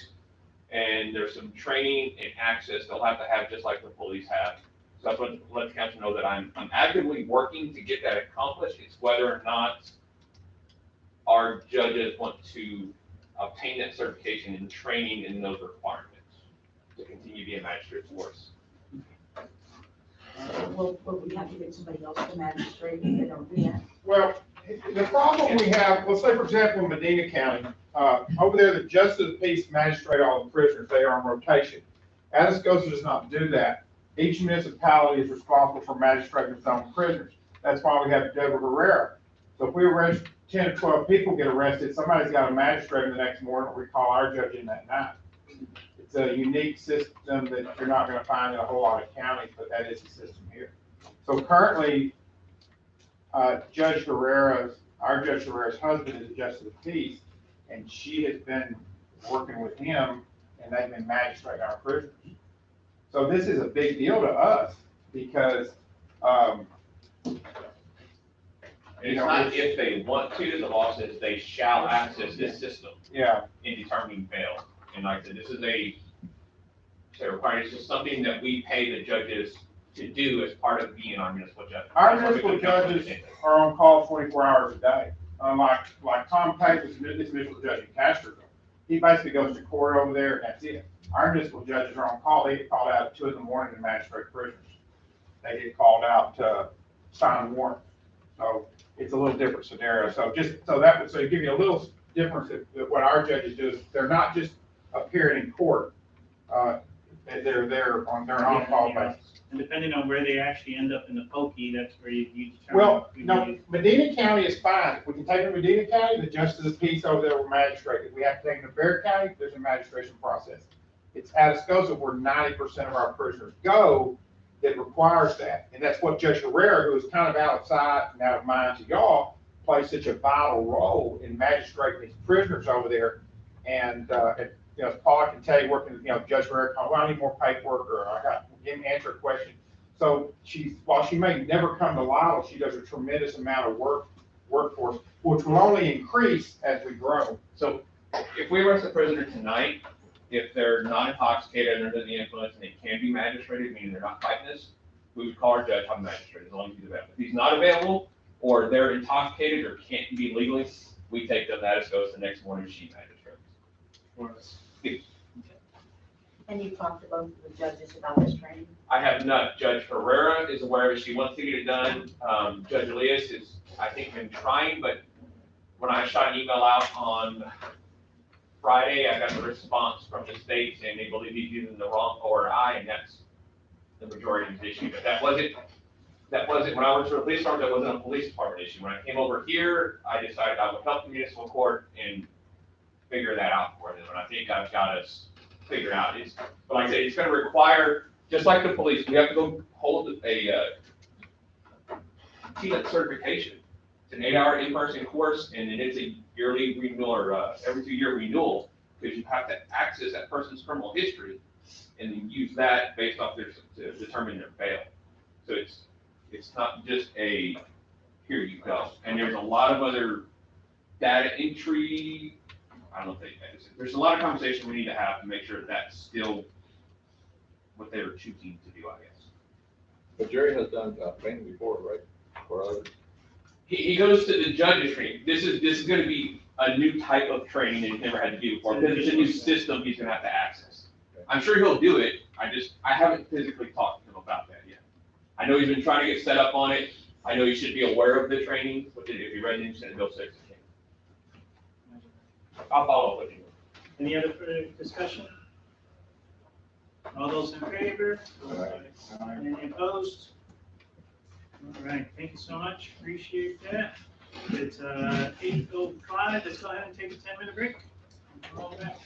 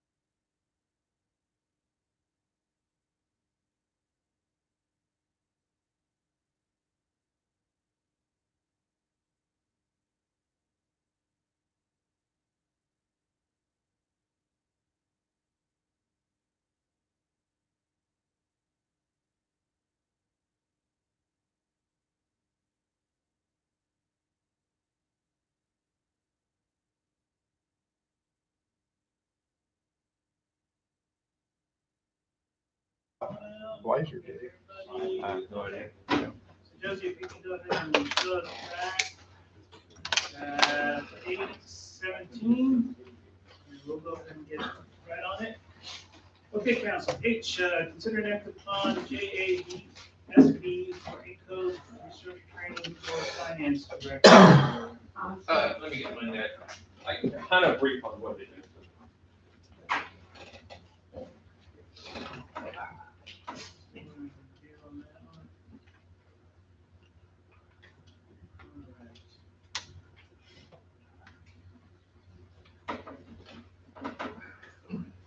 I was asking Jesse how we're doing. He gave us a thumbs up Yeah. on the break. So we're doing good. Sorry, I'm just updating something for Virginia. Uh, So, I wanted to bring someone in for a consultation. It wasn't really training. She's the finance director, or was the finance director in, Leon Valley. Yeah. Yes. Leon Valley, right. So she did it for quite some time. We have a huge issue going on in code right now where, and I went back and it's been this way since 2014, where claim on cash is really elevated. So like a while ago or today, we're still overstated like $600,000 in claim on cash.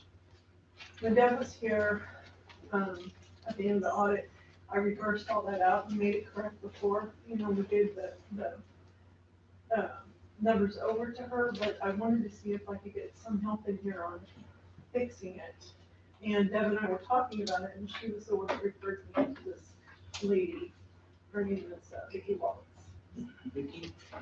So what I'm asking for is 4 hours of consult time, a half a day, just for her to come over and we just have a look at some stuff, because I've got to figure out what's making that happen.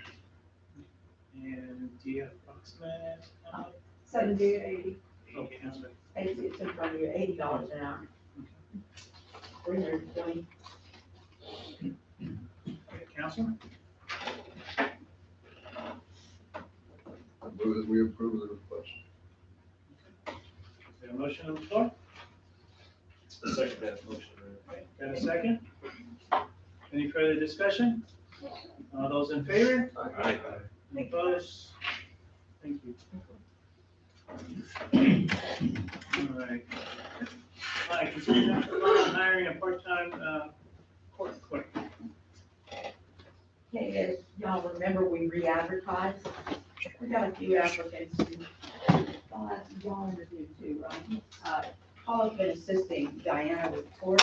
So they interviewed two ladies and their recommendation is Nada Martinez. We're hearing good things about her because the girl that we just hired in the office was her manager. And she's given her a very good recommendation, and the girls got a good deal when they interviewed her too, so. It'll be part-time for $13 an hour. What was her first name again? Neyda, Neyda. Okay. Council? We would hire Nada at 13. A second. Yeah, got a second? Any further discussion on that? All those in favor? Aye. Thank you. Any opposed? Thank you. All right. J, consider an act upon replacing Tina Simmons on the Vital People Committee. Mayor, I move that we appoint Lori Schmidt to the Keep Vital People Committee. Lori Schmidt? Lori Schmidt.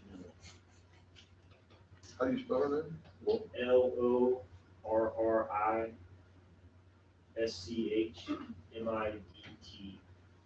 And she gave me permission to give her number, by the way, so I'll give it to her. Yeah, you said. I got a motion for us to go ahead. I'll second. Yeah, he had his hand, that's all. Go for it. Okay, got a second. Any further discussion? That's not, she was in my district or not? She used No, she used to be, she's in 5 now. Yeah.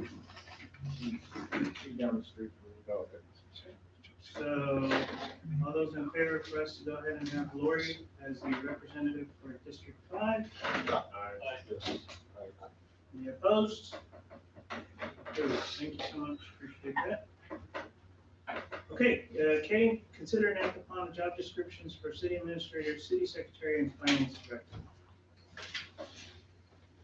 Okay. Yes, we have a new city administrator, and we didn't have a good job description for him.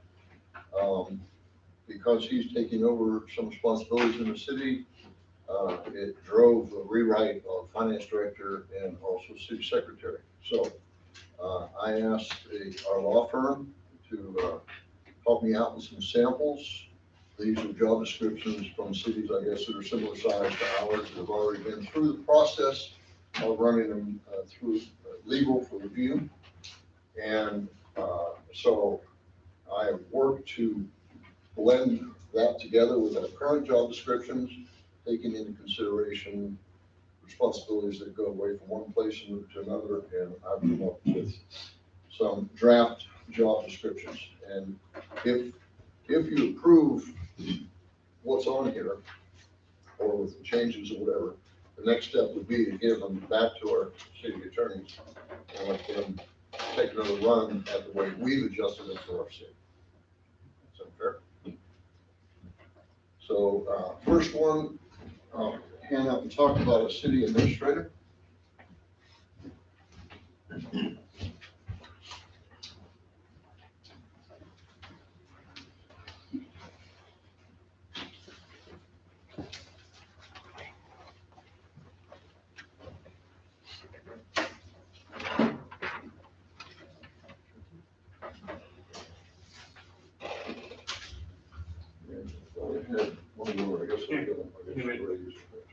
I can print something. I thought I made one. I've got mine digital. Yeah. Okay, let me talk to this, and then we'll move on to the others. So you can read, I don't need to read all this for you. You can read the job summary. He does have a supervisory position because, well, let me explain it. As you know, we approved hiring Matt on a temporary basis that would be for a 6-month period. And we also talked about looking at that position at about the 4-month mark to see how he feels about it and see how we feel about it. We can, as a type A general law city, give Matt the responsibility to be the supervisor of the department heads. But that's not a good thing to do right now with him being new in the job, even though he knows everybody in the city. But it's something that we should seriously look at the 4-month mark or the 6-month mark. And we can talk about that as we get a little further down the road. And again, that will be a joint discussion and decision between the council and Matt, if we feel comfortable doing that, if he feels comfortable taking on that responsibility. If I understand correctly, we can give him the responsibility to supervise that,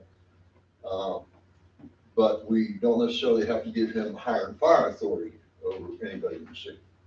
And so we'll talk about that issue as it comes up. So right now, Matt does not have supervisory authority over department heads, and he doesn't have any hire or fire authority.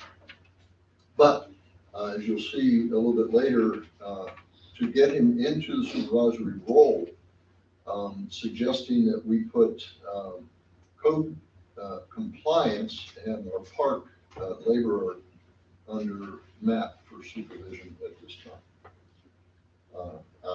You'll see that a little bit later. So, in a job summary, that's just an overview, basically what he's going to do and get the essential functions. Again, you can read that. I'll just kind of brief through them. He's going to devote most of his working time to the affairs of the city, make sure everything runs well. I see him, I've said this phrase before, he's kind of like the clearinghouse for everything that comes and goes in the city. And either it's something, if it's in his realm of responsibility, he'll take care of it. If not, he'll fund that out to the appropriate part of the city. The next item, to prepare job descriptions for all officers and employees of the city and to recommend to mayor and city council the removal of all officers and employees of the city if necessary. So this doesn't give him authority to do it, but he could say, hey guys, you really need to consider acting on removing someone from a position for some reason. And then we have things in the handbook of how we, our city policy on how to do this. See, he would only recommend, and he sees that from like an above position, seeing everything comes and goes and moves on in the city. I'm doing part of your job now, Matt. I'm doing job descriptions now, but you'll pick them up as soon as the business is finished, okay? Attend all meetings, city council, that's easy. He can be part of the discussion, but he doesn't have to vote, of course. And any city agency that has a meeting of any sort needs to notify Matt of that meeting. He represents the city and local, regional, state boards, organizations, committees, considers, evaluates citizens' requests, concerns, needs, incorporates all of these in the administration and planning city programs as appropriate. It's kind of a broad statement, but it means he gets involved in what's going on in the city, surrounding area, all the way up to the state level. Sees all terms and conditions imposed in favor of the city and its inhabitants of any public utility franchise are faithfully kept and performed, and upon knowledge of any violation thereof, the same, call the same to the attention of the city council. I put this in here, it was in the job description, I saw another city administrator. So I asked him to hand it over to legal, make sure that's something that you feel belongs in there.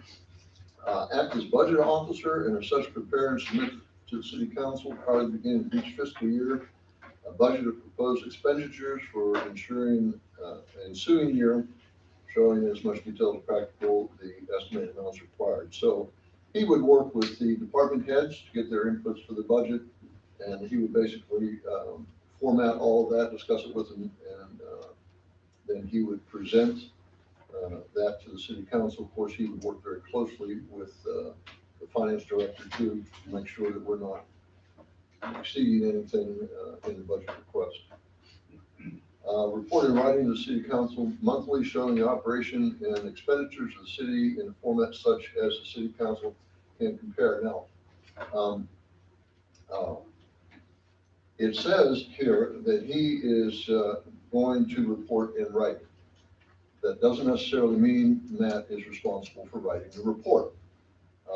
We have a finance director who would probably give him most of the input for the report, if not the whole report. Matt would review it, discuss as necessary, and then he would be the one who would stand up here and do it.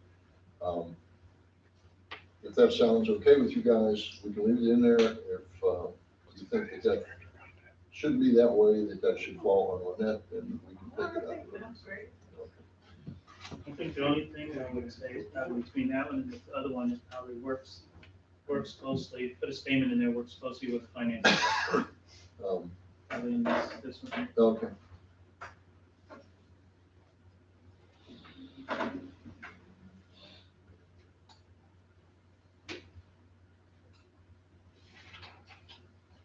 Okay. Next one, direct to community and economic development programs. If I understand correctly, we don't have a real economic development program at this time, is that right? We're actually following with Go Medina. Okay. That's the one that we're associated with. Oh, okay. And then if there's any opportunities with our Liability chamber. Okay. So, the way this is written here, and again, we can discuss this, directly city community economic development programs. You would be our touchstone there. You'd be the go-to guy to reach out to whatever county can help us and that we should appropriately be involved with and work with them.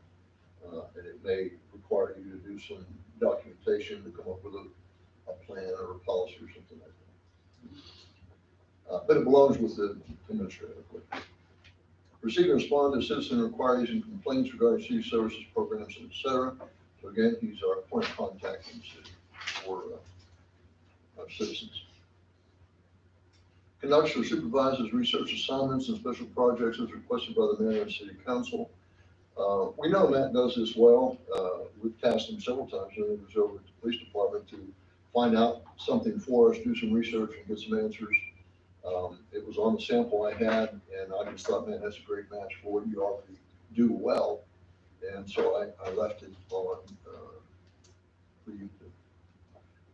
Next one, oversees management of various components of the city's computer system, including programming, implementation, additions, and planning future system improvements. Again, the keyword there is overseas. It doesn't mean that you're an IT expert and you know all the magic words and you're gonna make it happen. But again, you're gonna be the point of contact for all of this. People will bring ideas to you, complaints, problems, and you'll work with the appropriate person and agencies to get our computer systems where they need to be at any given time. I'm not suggesting they're not where they need to be now, but keep them where they need to be.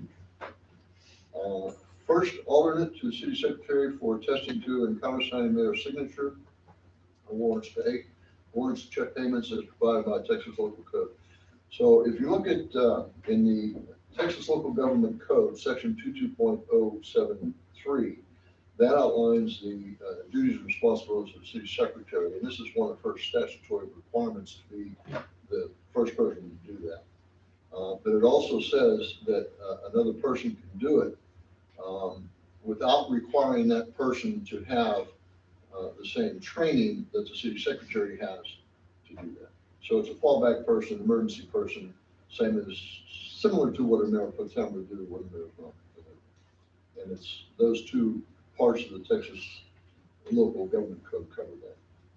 And serves as code compliance administrator and park administrator. And as code compliance administrator and parks administrator, next one you supervise code compliance officer and the city parks worker. Okay.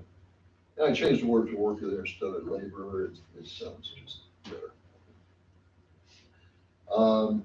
Knowledge, skills, abilities, you can read that yourself. I think Matt knows how to do all these things already, or we would not have hired him in this position. Education and experience. The ideal is a bachelor's degree. I know that Matt is working on his own time, has been for a while, and taking classes on his own for city administration, and certainly has years of experience doing this type of thing for the police department. So it's not a mandatory to have the degree. He has the education and experience, and he's attaining more all the time. Can we put in the beginning of that statement, can we put in parentheses preferred? Preferred, absolutely, yeah. Yeah. I think I have it on one of the others like that.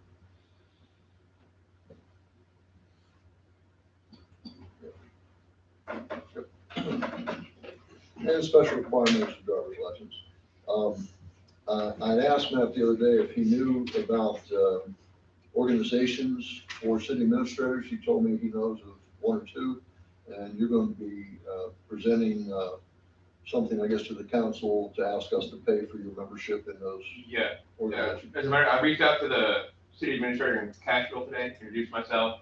The best way to do your job here is to network with other guys who already do it and know understand. Absolutely. So he's glad that we reached out. So the first thing to do is obviously network.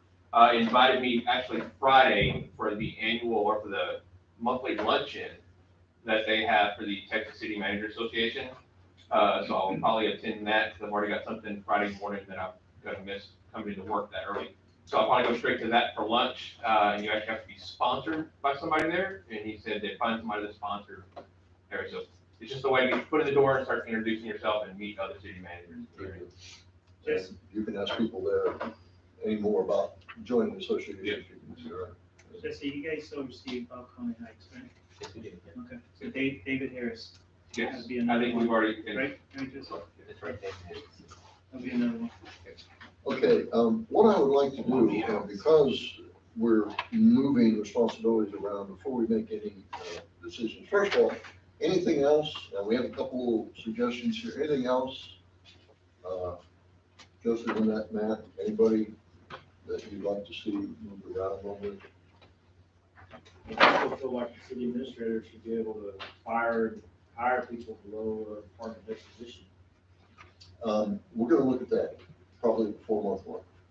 I think it falls in the responsibility of the council. But we can, I mean, you can. Just to probably comment, typically the city administrator has the power, right?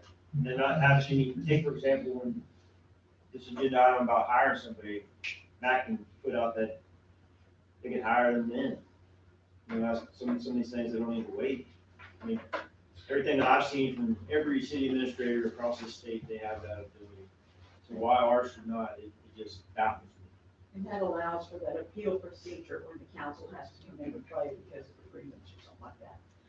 And it allows. we are lined up to address that at the 4 and/or 6 month one. Matt needs to get his feet on the ground. So one of the things that we had talked about before, grants. Yes, we can have the overall grant, administrative responsibility, being that. Talk about between the two of them. No, we've also talked about it, we were gonna kind of get that together. It's kind of a hand in hand. We probably need to identify the person, maybe me, or however you want to do it, but that's a 2-part job. I mean, it's managing that and having the finances. Already on Lynette's, you'll see a note on Lynette's job description, it speaks to her, doing some activity and following the grants that are there. So, let's look at it, if we want to add, grant, I don't know what the position would be, administrator, grant. I just say something that says works closely with finance director for grants. In other words, that's gonna say. Both of them. Okay. So bring me back to that after we talk about Lynette's, okay? So this is for the finance director.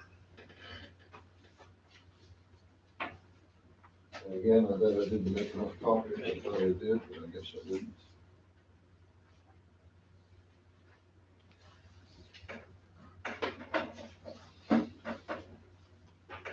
Matt, you've got one, right? I don't actually have that one, You so. Here. I don't know why. Here you go. Paul, can you make 2 more copies of that real quick? Please? I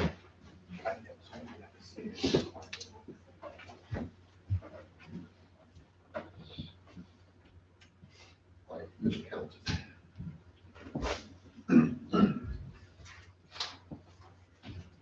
Okay, we can start on this one, I guess. Typical job title reports to city council. Authority, responsibility, professional, exempt, and supervisory. You'll see that change in just a minute. Job summary, pretty concise. Provides planning, direction, management, oversight of the department, which includes all functional areas of fiscal management and accounting of the city. This is accomplished by supervising annual audits, analyzing department budgets, budget request forecast, supervising staff, managing department software, supervising payments into the filing of all financial reporting information. Additional duties include managing payroll issues, maintaining employee records, oversight of contracts, there you go, oversight of contracts, and participating in special projects. Let's get into the details here. What we need to do for good management and good logical chain of command, the utility billing people need to be under our finance director because they're all dealing with the money. So what I'm proposing in the job description here for the positions that she will supervise would be utility billing supervisor, who would be, I believe, Virginia. She's the head utility clerk at this time. And then the utility billing clerk, to have a nice chain of command there, would be under Virginia. And of course, by extension, Lynette would be their ultimate supervisor. And the municipal court clerks. Now, again, this might not at first blush look like it belongs under the finance director, but in looking at the samples again that we got a very good sample that we got from the city attorneys. This is the logical place to put this. There is certainly an administrative aspect of what they do in the municipal court area, the paperwork, preparing for court and just following all the paperwork that goes. But they're responsible for collecting a lot of money in the fees, the fines, and things that come in, the money that comes in there. And so the sample showed that municipal court clerks, because of the amount of money going through there, could go, not necessarily have to go, could go under the supervision of the finance director. I also saw that with the city cash bureau. They do the same thing. Yes. So Diana's already kind of cashing out with Virginia every day, you know, and Virginia's already reconciling a lot of that prior to before you gets to me.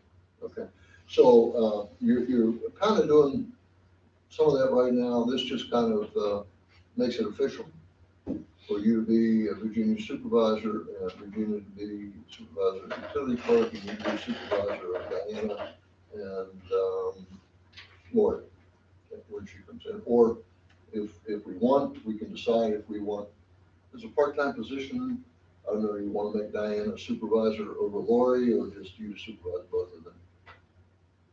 We can talk about it. We don't have to put it in Yeah, let stone me right now. absorb this. Okay. It says clerks here.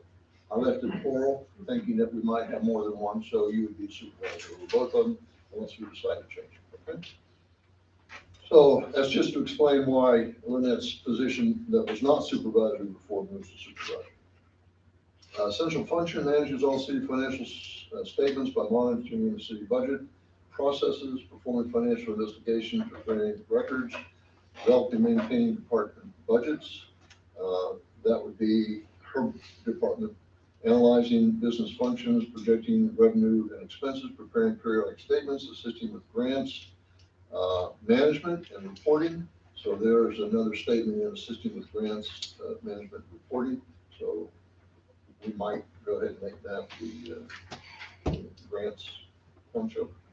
Advising department heads on their budget spending and reviewing city's chart of accounts.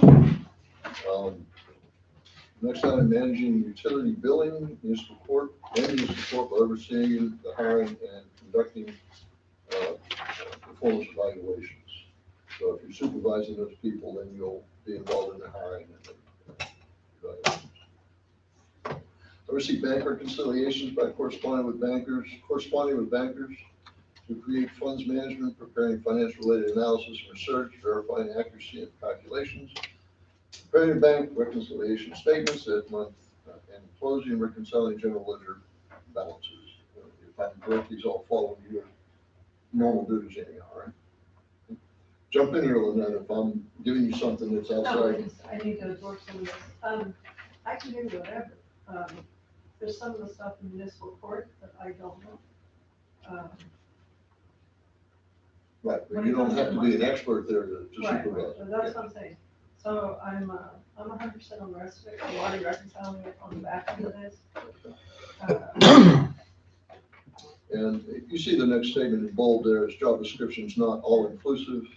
Employee will perform other reasonably responsibly related business duties assigned by the city council. Education experience, I don't think I've talked to you, but I think you have all the education experience required to have this position. I have 2 bachelor's and a master's.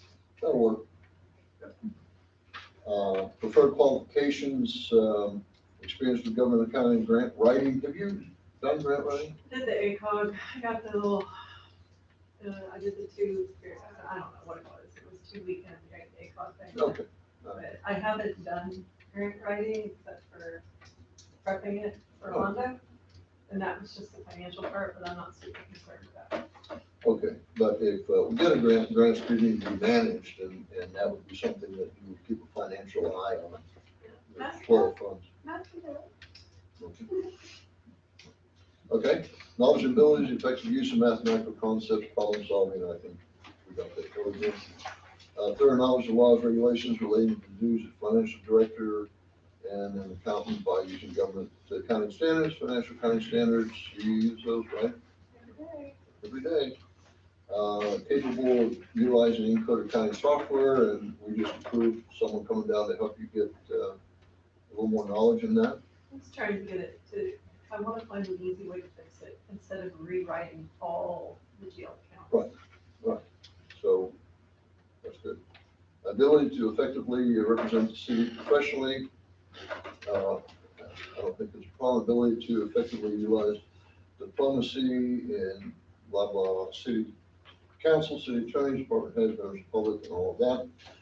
You've taken tax collection courses, yes or no? Yes. All right. So we're good. Any input to this? Now, again, I didn't write this specifically for Lynette. I hope you all understand. This is what I pulled off of several sources, and it just so happens we hired the person who already does or knows how to do all of those stuff.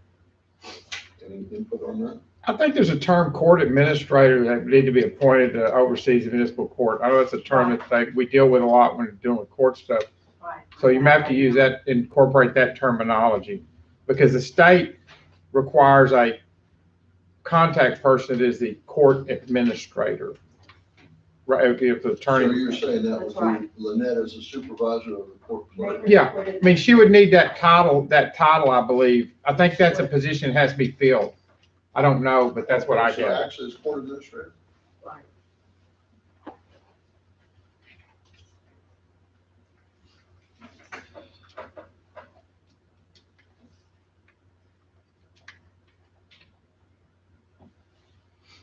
Good, thank you. I'm just not that familiar with the working over there, and that's good help. Anything else? Okey dokey. Let's go to the city secretary.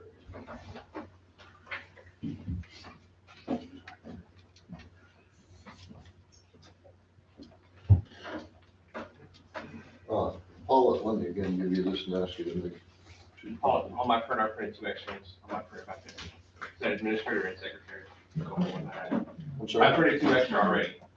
Oh. I printed those earlier.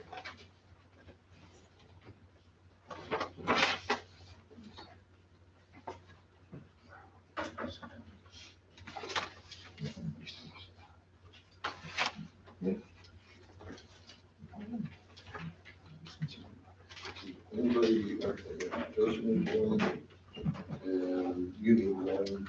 I'll go to the copy here. He's got one, do you have one? Okay.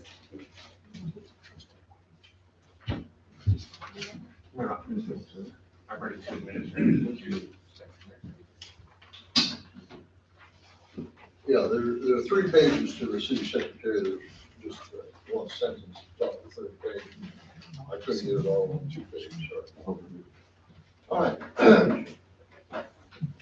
Let me preface this by saying that we all know that we are creating and hiring new positions because Josie's been overworked for years and years and years. Most of the functions of finance and what we're asking Matt to do have fallen on Josie's shoulders. And so, starting over a year ago, and more so when I came on a year ago, we really got down to it to get the new positions in. We already, of course, we're working on a finance director with Edward, but we know how that turned out. So we did get an assistant city secretary. We have a finance director, and we have a city administrator. So Josie's job requirements are spelled out, as I mentioned a moment ago, in the Texas code in 22.073 as very specific. And I think I've put those down here. What this is going to do is really free Josie up to do the primary things she's supposed to do quicker and easier in a lot better way. One of the big things that's been a problem for a while is all of our files, and they kind of get pushed to the side because other things pop up as this has to be done now. Things like budgets and audits and, you know, just other hair on fire things that come along. So, keep that in mind as I go over, the rewrite of the city secretary job description.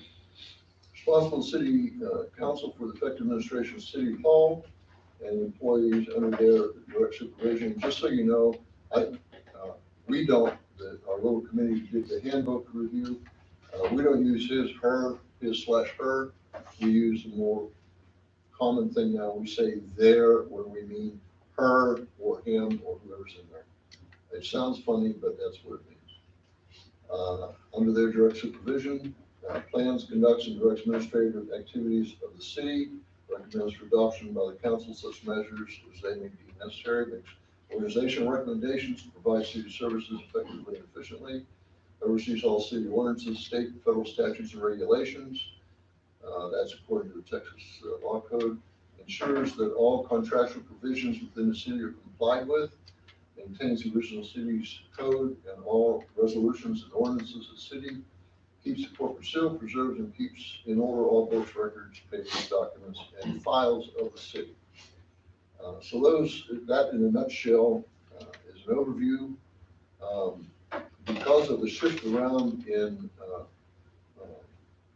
job positions and supervisory positions, Josie will supervise the assistant city secretary and the permits, tax, and utilities clerk. Now I know we're getting, we're advertising for a third person there. So we have a utilities clerk, that's Liza, right? Well, she's probably gonna be the utility tax. The permit, tax, and. Okay, so utility. that'll be Liza, okay, Yeah. so you would supervise Liza, Uh-huh. okay? And then the utilities clerk will come under Virginia. Says here. So that, yeah, that's my question. The utilities clerk would come up, that goes under Virginia, which is Well, under finance, right? This is written, I should have put in parentheses, this is one position. Oh, The gotcha. permits, tax, and Permits, utilities tax. clerk, That's because how the job description the, was the approved. person who, the permanent job is permits, they do taxes, and then if somebody comes in and no one else is there, they run up and they take utility pay. So the job title right now for that person is one person, and that's why it's in the singular. Permits, tax, and utilities clerk. That's gonna be Liza right here. Okay. And who is the utility clerk? That's what we're advertising for. Okay.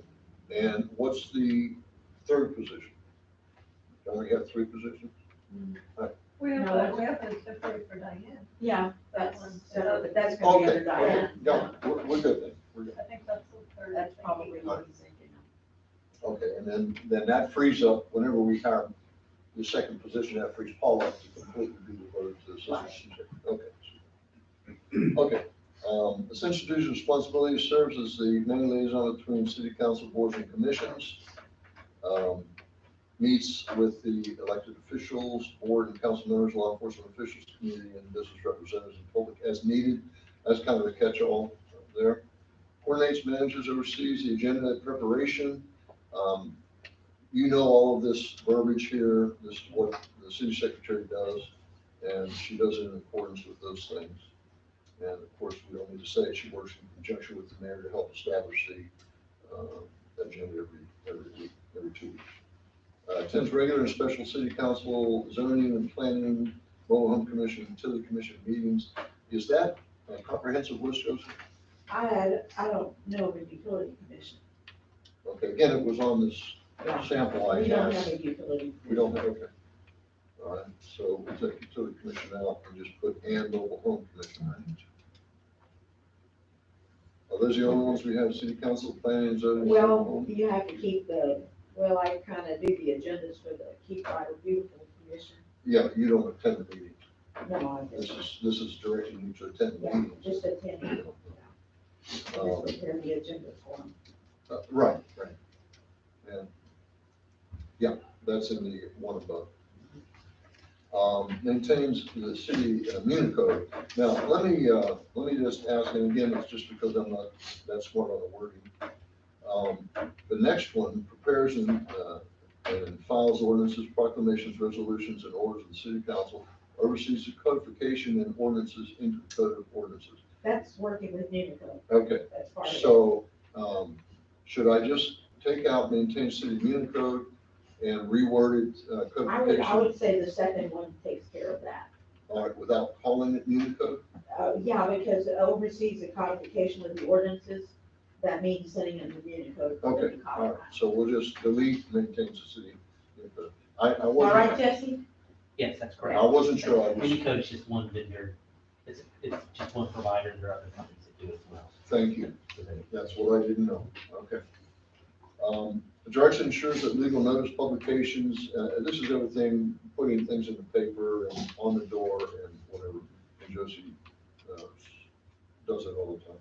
Attends and designates personnel to attend conferences and meetings to keep abreast of current laws and legislation regarding local government, open meetings, open records, municipal elections, and preservation of city records. That's kind of a catch-all for any meeting she has to go to. She needs to stay up to date on things.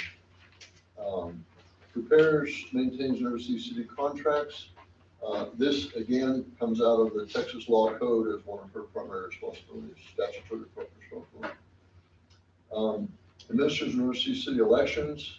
I don't need to read all of that. We know about that. She does it all the time, and then she was able to help us scramble and get it done this time, so that's covered there. I don't know that the Trappist County Elections Office. Oh, I'm comes into sorry. this. I saw that. I was like, whoa. Thank you.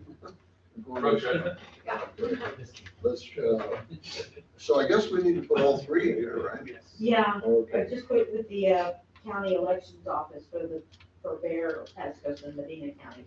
Okay.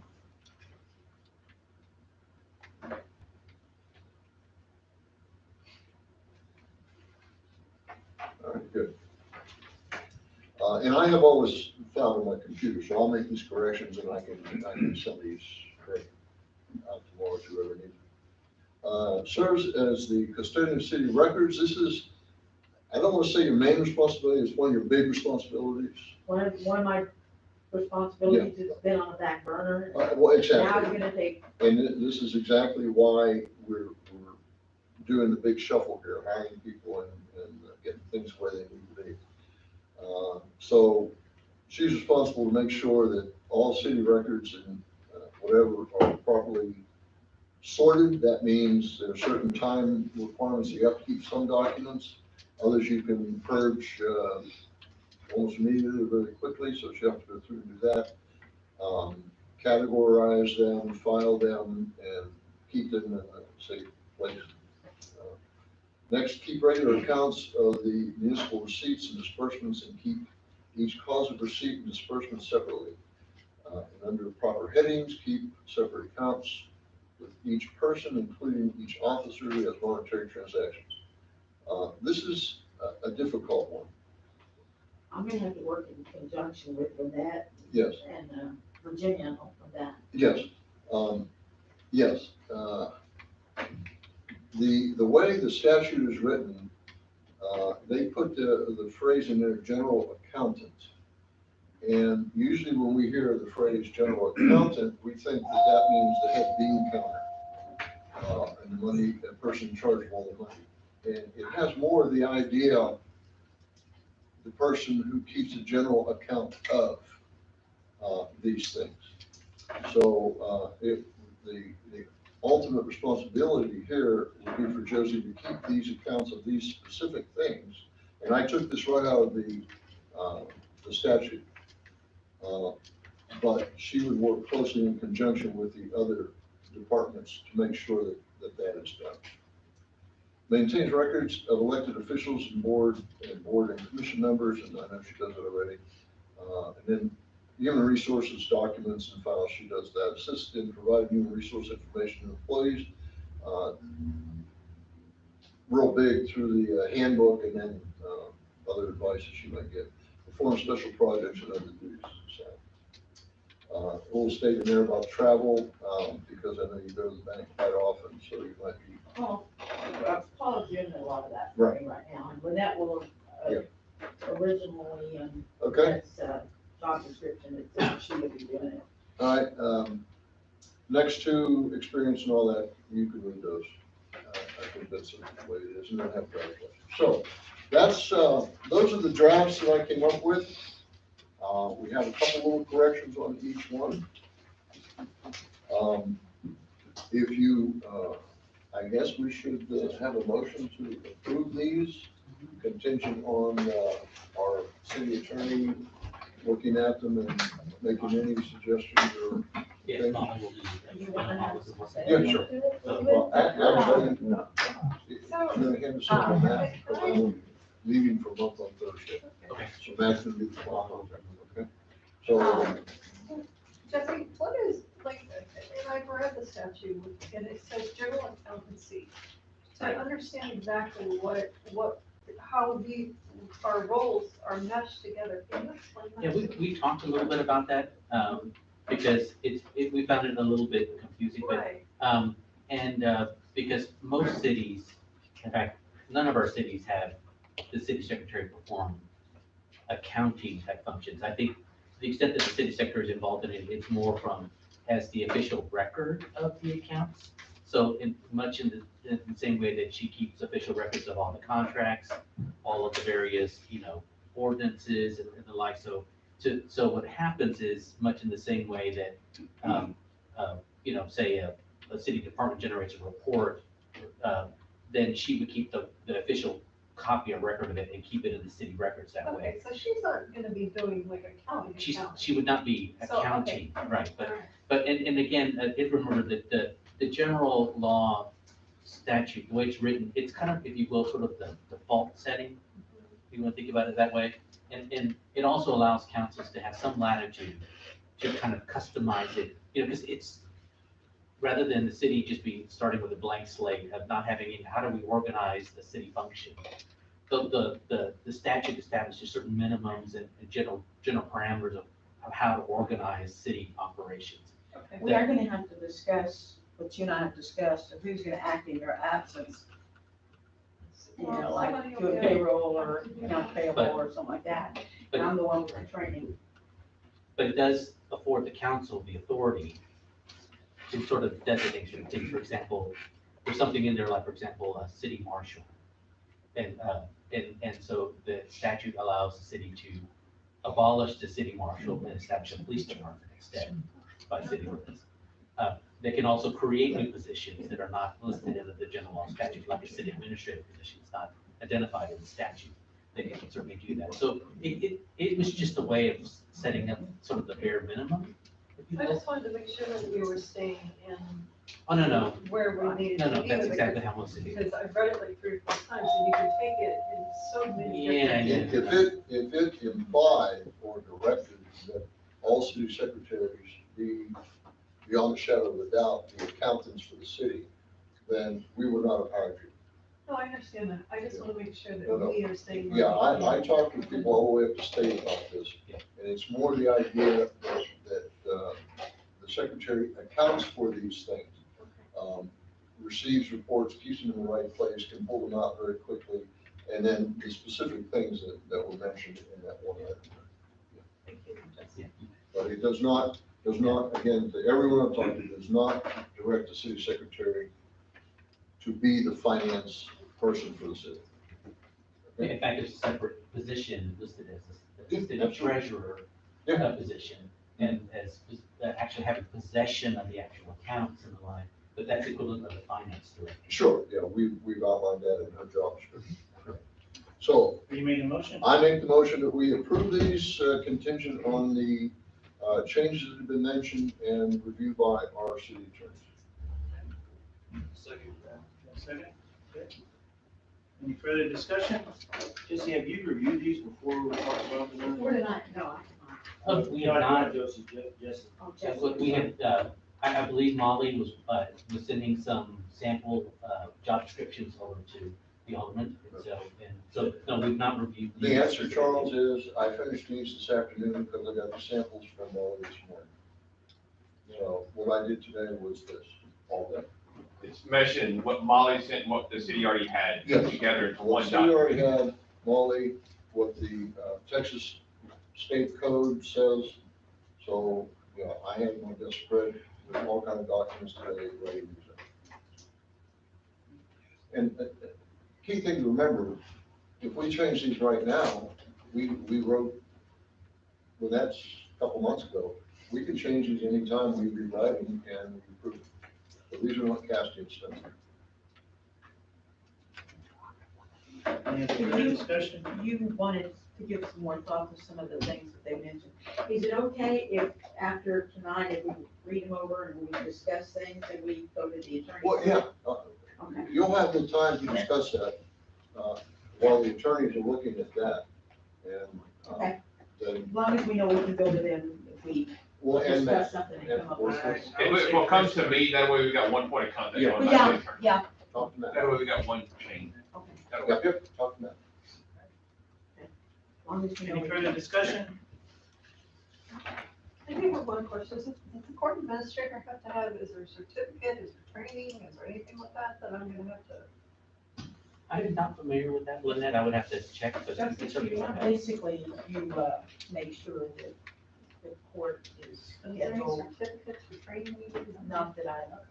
You have to sign off on the monthly reports and different things. And I'm just saying if there's another certificate I can put in file. No. I don't know. I'll make you a certificate. Thank you. Thank you. All right, any other further discussion? I do apologize, it is 9:08, we got some more agenda items to take care of.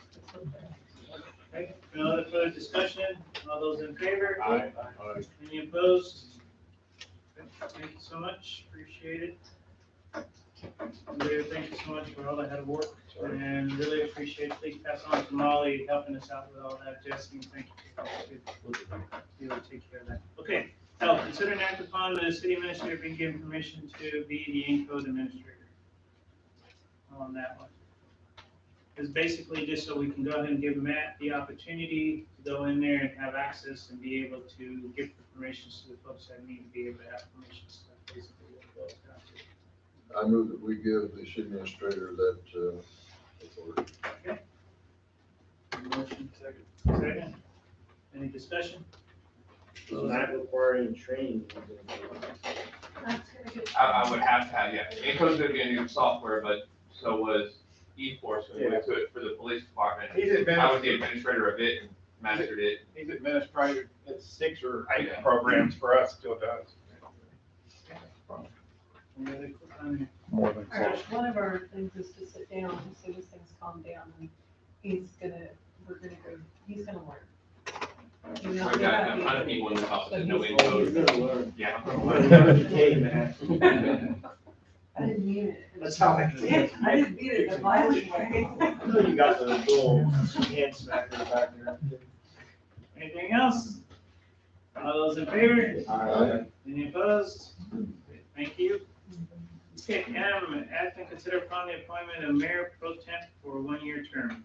Mayor, move that we appoint Alderman Emery. I think that his liaisonship with City Hall. Got a motion on the floor for Dave? I'll second that motion. I got a second. Any further discussion? Okay, all those in favor? Aye. Opposed? Thank you. Okay, and consider an act upon the renewal of gas CD. Annette, We have a $250,000 jumbo CD that they called me on Friday, and we need to either renew it, or we need to figure out what we wanna do with that money. But that's also gonna be, just keep in mind, we have a lot of capital, that we need to start planning too. I think Josie told me the way that we have the structures, there's no penalties for early withdrawal of that money. Am I right? Okay. So this may just be a moot point, but it is something when we're talking about liquidity, of being able to pull some money out for these upcoming projects that are mandatory. you're asking for the renewal. If you wanna renew it, or if you just wanna put it in general fund, it just depends what you wanna do. We could use the interest. Mayor, I move that we renew gas CD. I have a motion for us to go ahead and renew. You got a second? Is that Sam that seconded? Yes. Or- Sam. Any further discussion? All those in favor? Aye. Any opposed? Thank you. All right. Oh, update on street improvement project. James. We still, have we talked to the contractor? Are we good to go for July when school's out? Yeah, he said he'd do it in July. He says anytime after the 4th, he can start a couple of days after the 4th of July. He said it'd take 5, 6, 7 days to do it. Okay, two things on that one. First one is let's please make sure that we notify, and Matt, let's notify all the folks in that area, in those streets that are gonna be affected. Because I know last time we went through that, so we want to give them a heads up once we have an idea, preferably a few weeks out. Okay. I can put them on our website across the header too. And the people, if we can include them in there just so they'll know. If we can put something in our monthly bills, maybe that's another way to kind of give them a heads up. Some streets are going to be paved during that time. That newsletter is going out on the first of July too. That'd be good. So, and then the second one is, do we have the money reserved for us to go ahead and take care of the driveways? Remember last time that was one of the things, they paved, we had driveways that had that steep drop and we had to go back and actually help out. And I know James, you took care of some of them. We make sure that the contractor knows to make sure that it's nice and even on the edges, so it's not a steep drop on that. What did the contract call for? For them to do that as part of the contract? I don't know. No, it's gonna be additional work. That's why he's asking if we have street improvement money.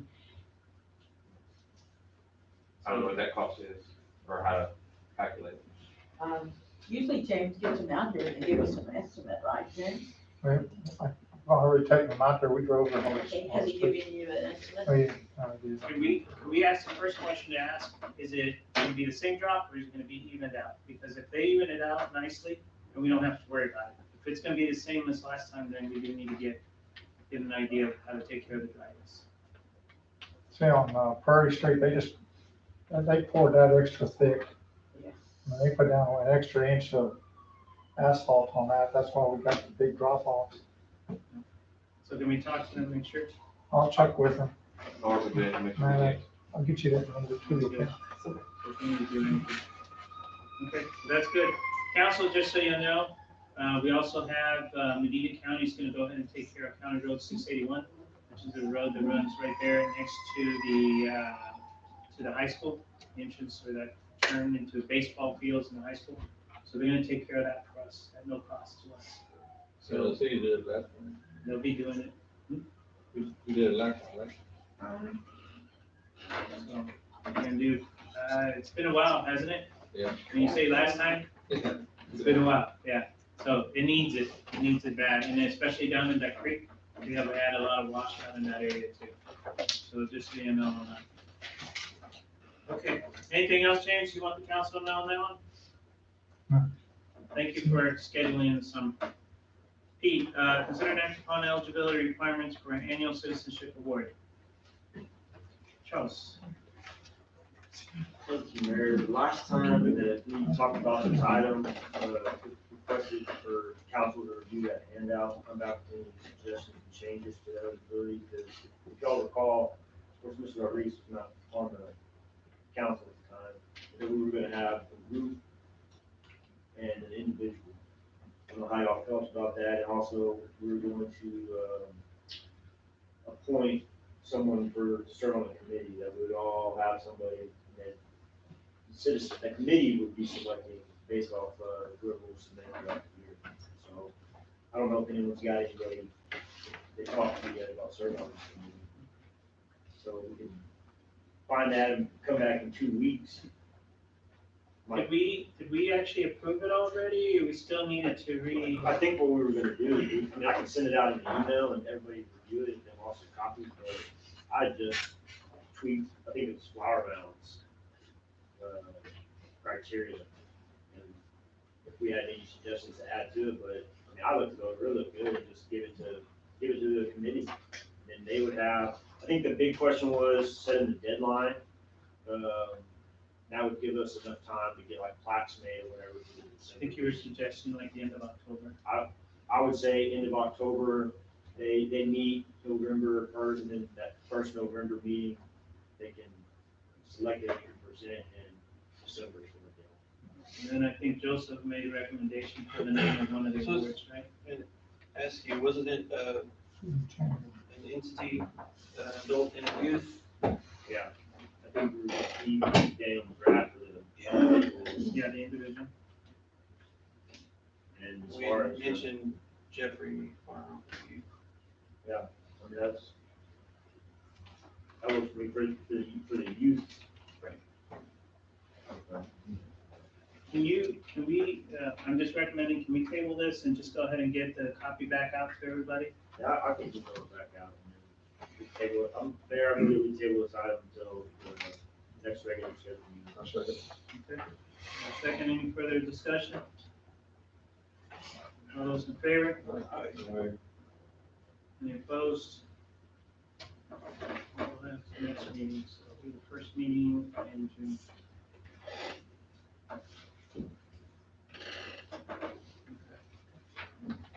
Okay, Q, consider and act upon the proposal from TRC for Rosewood Estates for contract amendments and authorized payments to TRC. Josie? Okay, y'all have a proposal in your packet from PRC. It totals $3,660 for them to review these efforts. The originally anticipated stuff. Can I get a motion for us to go ahead and approve this for the 36? Is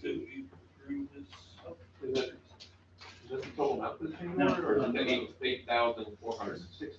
Well, the total additional amount in this change order is $8,460 and will increase the contract value from $6,900. Well, wait a minute, you're right. So yeah, so what we need to approve is the Okay. 8,460. Yeah, The additional, his requested amount for review efforts beyond, but then it's more than, okay, and then. Additional amount, yeah. And then the additional of the general compliance thing is not to exceed 4,800. So it's at 8,460, I'm sorry. my motion. Okay. To approve the 8,460. Got it? Okay, got a motion for us to go ahead and approve that? Got a second? Somebody say second. Oh, this way. Okay, so we got a second? Okay. Any further discussion? All those in favor? Any opposed?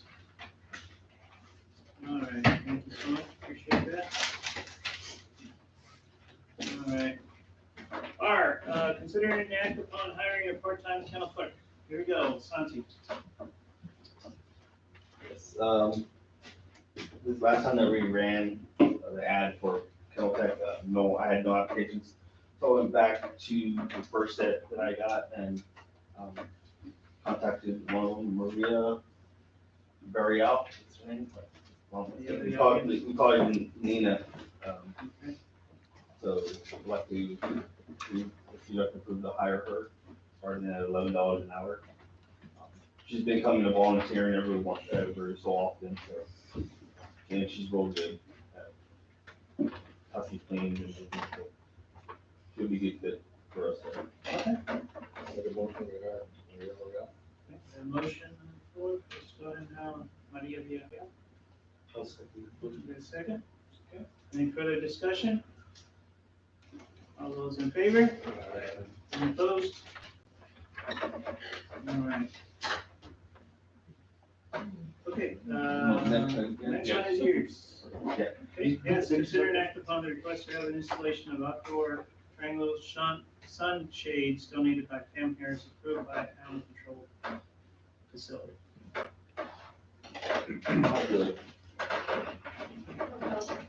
That one and then the other one.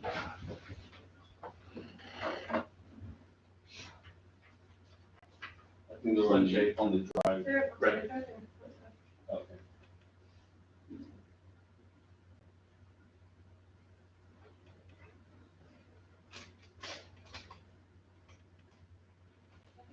These are kind of what the sunshades are gonna look like.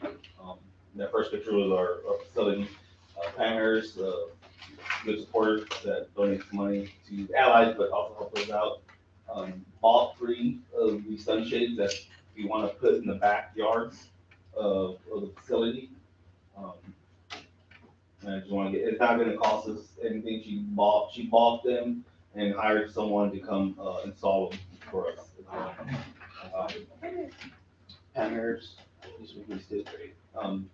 You want to put the picture of the facility? Full of the-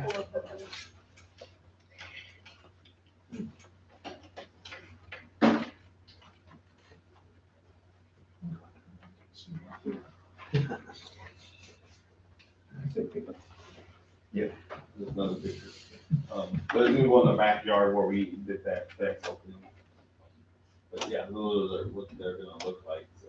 I think she plans on, once she installs these, she plans on installing, buying some more to install, so we can put more in the back, in the areas where the dogs hang out at.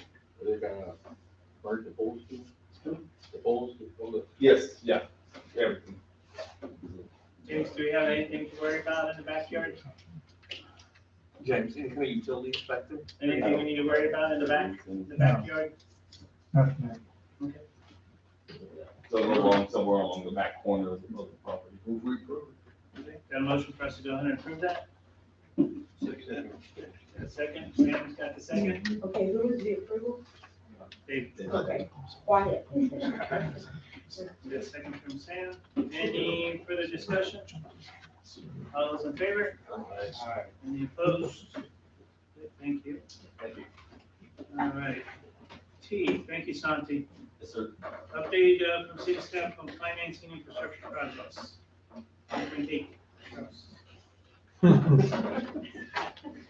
It's like an evil look, right? It's not evil, I'm happy to look at it. It's here.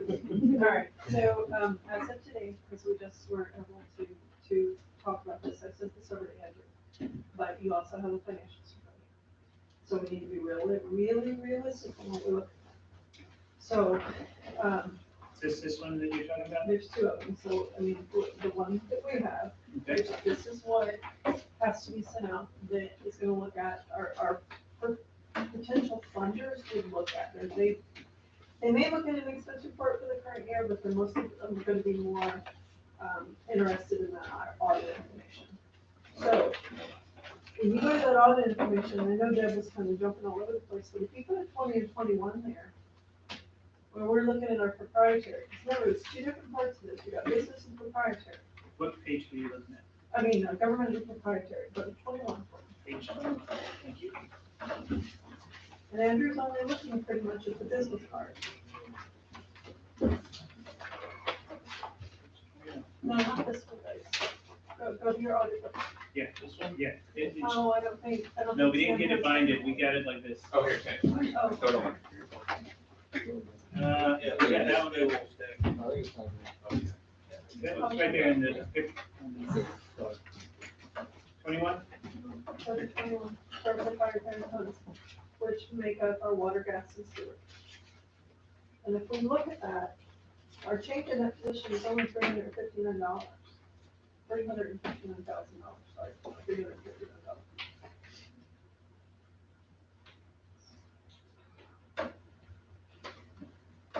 That's what my concern is, and I can't tell you how much sleep I'm losing over this, because I know how much infrastructure is an extremely important part to this city right now, because of the growth that we need. I'm seriously getting gray hair over this, but that's how concerned I am over it. Gray hair there. If you look at my, or the quarterlies that I just did, this is as in April, just that first sheet right there. We are in the positive, we're at 365,000, 364,400. But that's also including that CFR funding that was in. So my concern is that we barely got by on that $1 million bond that we needed to renew. We didn't know if it was gonna happen. I don't know how they're gonna look at this with the 7 million. We do have the impact fees coming in. Matt and I are gonna work on that next week. I know. We're gonna try to get projections from the builders, but that's like ask some guys who want to sell everything, how quick they're gonna sell, they're gonna tell you quick. But, you know, without the infrastructure, we're not gonna have any. I understand, so that's, I mean, how do we do this? You know, I can't prove that we have money, how can I go to a lender and say, I think I have probable 200 houses, but I don't really have them yet, I think I've got them, but I've only got 58,000 booked for impact fees. So you see where I'm at? I mean, No, I do, definitely. I mean, the other question is, you know, where are we at on our water and sewer rates? That's yes, absolutely. So we got. We're gonna have to move on this if we wanna get this incorporated into our tax rate this year. Because we'll be doing that in a couple of months. I mean, that's the thing too, is that, you know, I know it's an ugly word that nobody wants to talk about, you know, raising taxes. We're gonna have to raise taxes and we're gonna have to raise utility rates. There's no ifs, ands, or buts about it. You have to have the infrastructure to be able to have the businesses, to be able to have the homes. Right. And it's not like, you know, fortunately, I think the city's been very blessed for a great many number of years to have an exceptionally low tax rate. You know, it's probably one of, it's in the bottom third. It's in the lowest in the area, it's in the bottom third in the state. And I'm not saying, oh, we're gonna be doubling it. We're not gonna be going up to something like OT has, which is over $1, you know, but looking at a 10 cent, 5 to 10 cent increase. And I look at it for myself, and that's, yeah, for over the course of the year, it's about $500 more for my household. You know, that's on a whatever, $250,000 home. That's gonna generate an extra $2 million in taxable revenue right there. So- I think we voted down, right, on the tax rate when we wanted to go up, but what? Oh, I mean, if you, there's a threshold, right? There's a threshold that if you cross over. But, you know, that's something that we're gonna unfortunately have to look at. Right. But there's debt involved.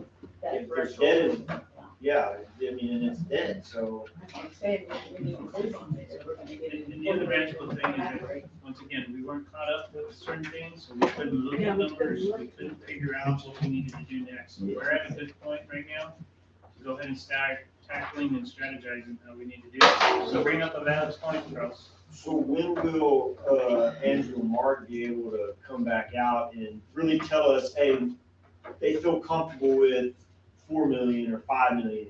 So I just sent that to him today, and sent it to him, Mark, and Veronica. So I'm hoping he'll look it over, him and I can get a game plan, but I know he's gonna want to say, Lynette, what are those impact fee projections? What are, give me more revenue. I know what they're gonna say. We'll work on it. And I've gotta have, I need to have housing, and so I don't know if I asked Paula, who I was asking about permits. And we got like 10 new ones last week, right? 10, yeah, we got 10 new ones last week, I think Southbridge. So, I mean, we're going in the right direction, I just don't think we have enough money to really make a good case to say, hey, give me 7 million. So we pause the pros with to see how far they are to start building. I mean, they're ways off, but where are they gonna start getting those permits and paying those impact fees? And just like Andrew said, establishing the gates based on the homes and when, so we can go ahead and absorb the finances as we have the revenue coming in. So, Well, I know, but then Charles makes a good point on this because the interest rates are going off the roof. Yeah. But I know, but, you know, but I still have to go back and only loan on what we need and what we can pay back. and that's what it boils down to.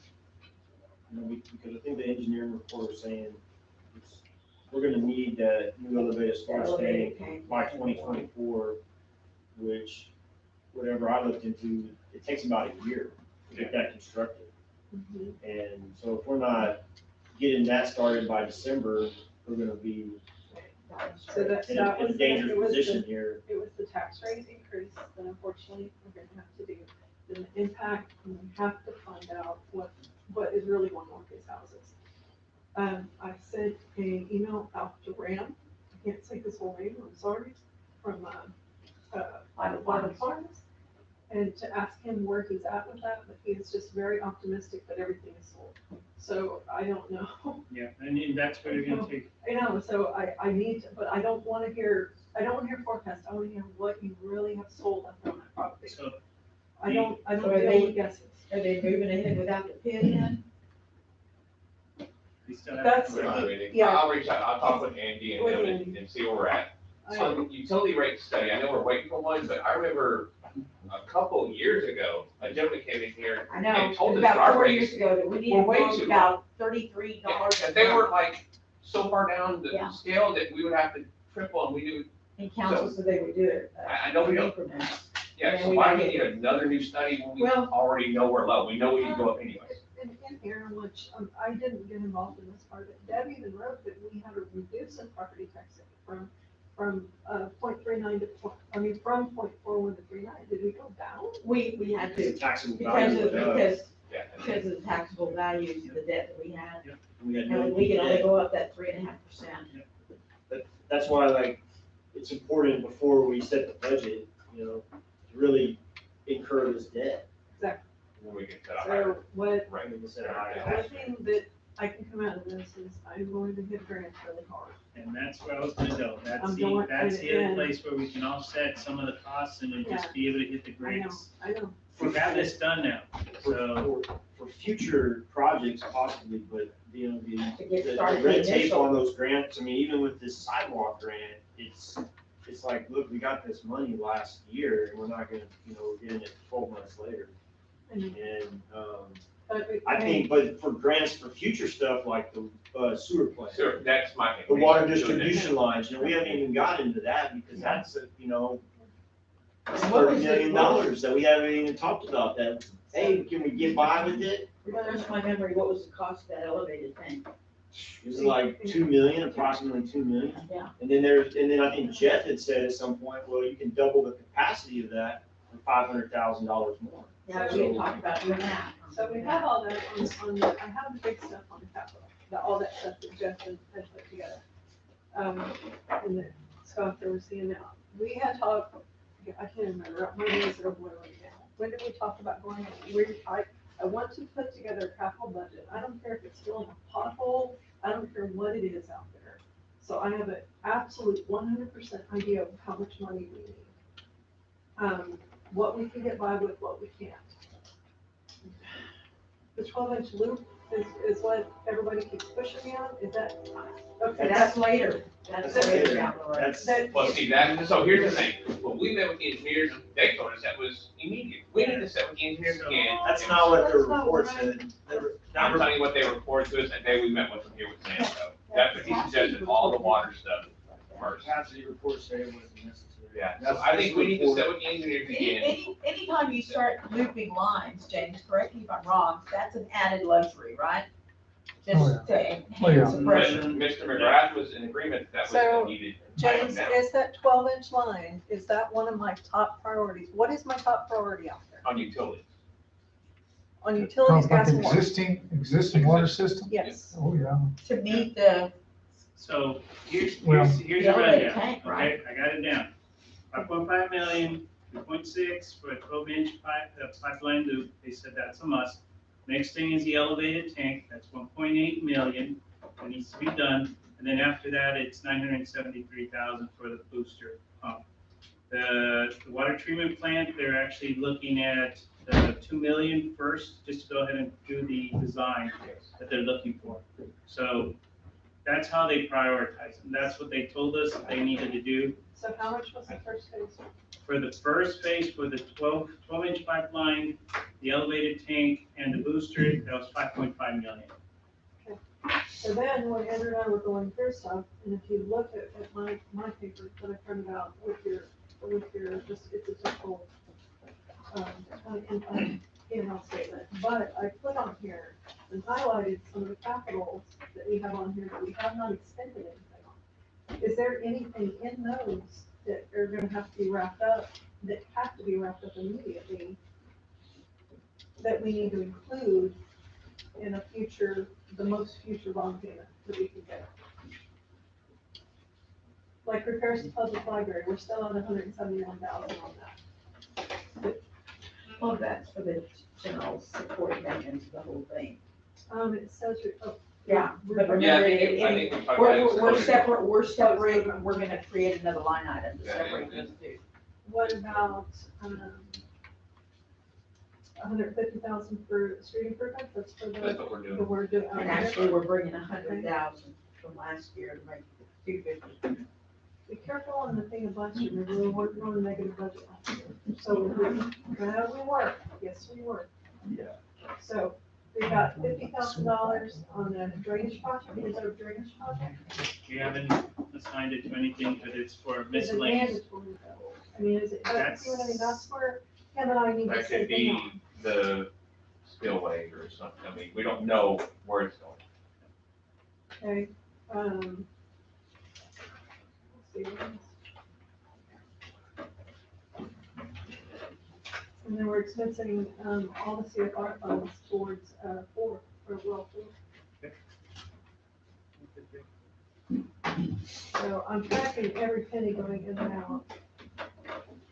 I'm I just think really it's- concerned right now. Let's And see I- what Andrew gives us, but we definitely need to go ahead and come up with a plan and figure out, now that we got this done. I mean, based on half a year, a little over half a year, you know, we're still at the profit of 365,000, that's without showing the transfers, which we backed out all those anyway, that's why it's a zero on page 16. We could probably make that $500,000 payment if nothing else goes wrong, if there's no other liabilities out there. You know, payment liabilities.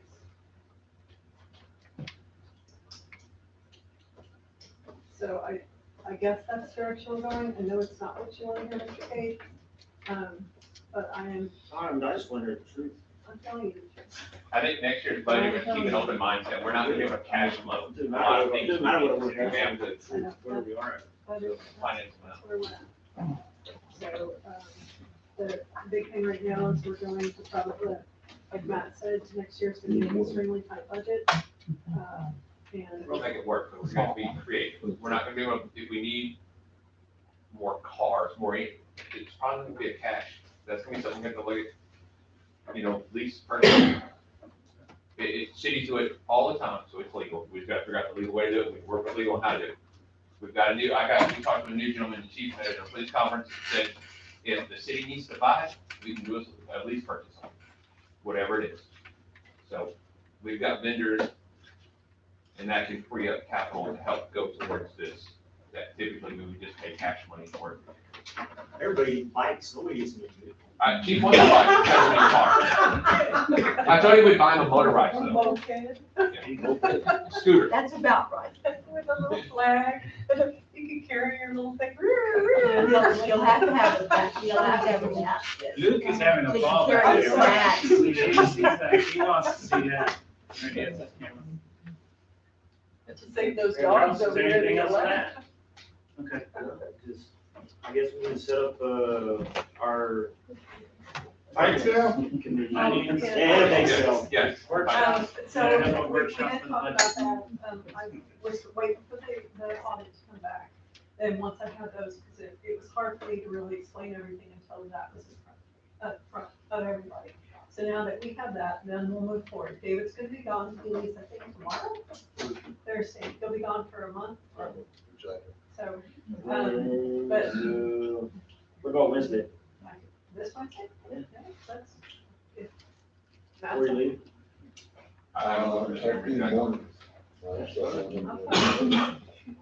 I get up every morning, Already worked Wednesday. But Not I got a early meeting though. Wednesday afternoon. You got two things on I that. have three. Get with Andrew, see what we can do.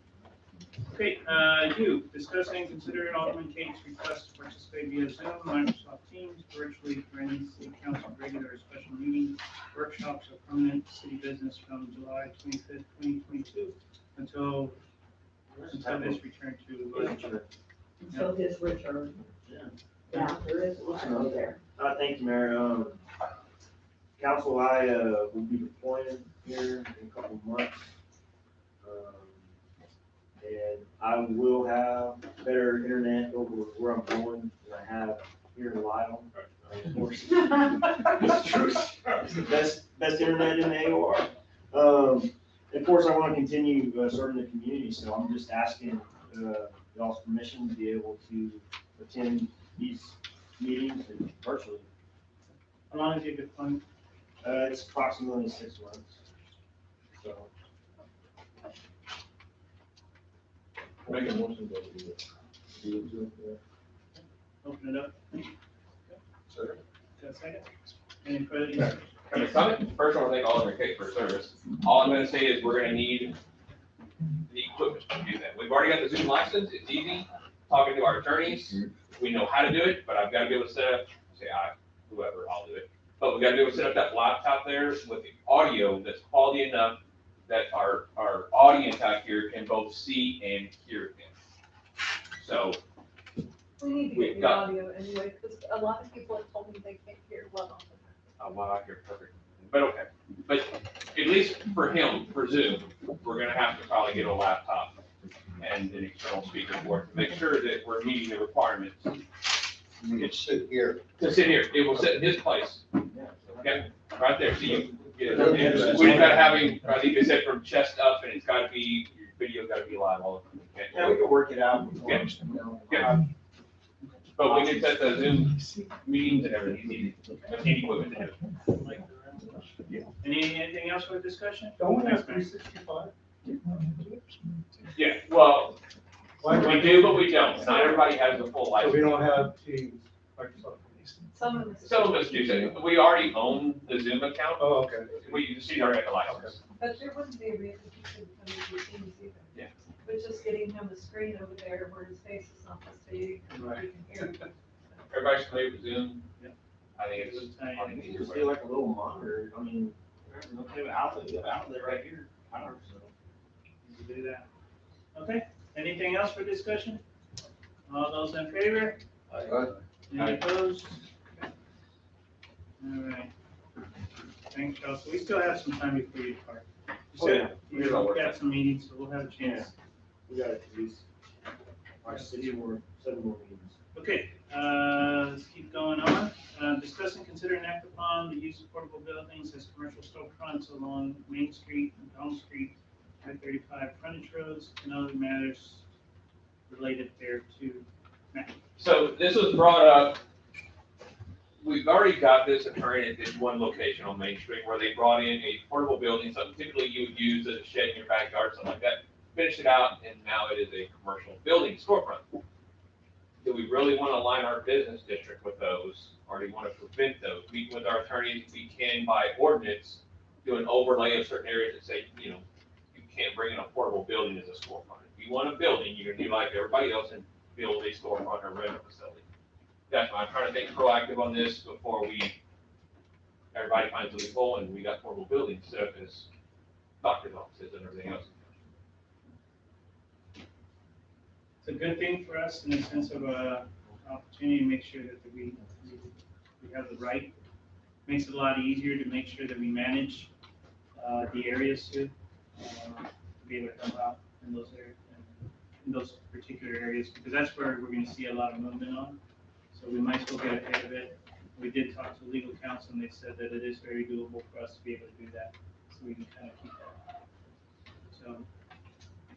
I move that we work with our city attorney to come up with a city ordinance to prohibit the use of portable buildings for storefronts in the areas designated in this motion. Second?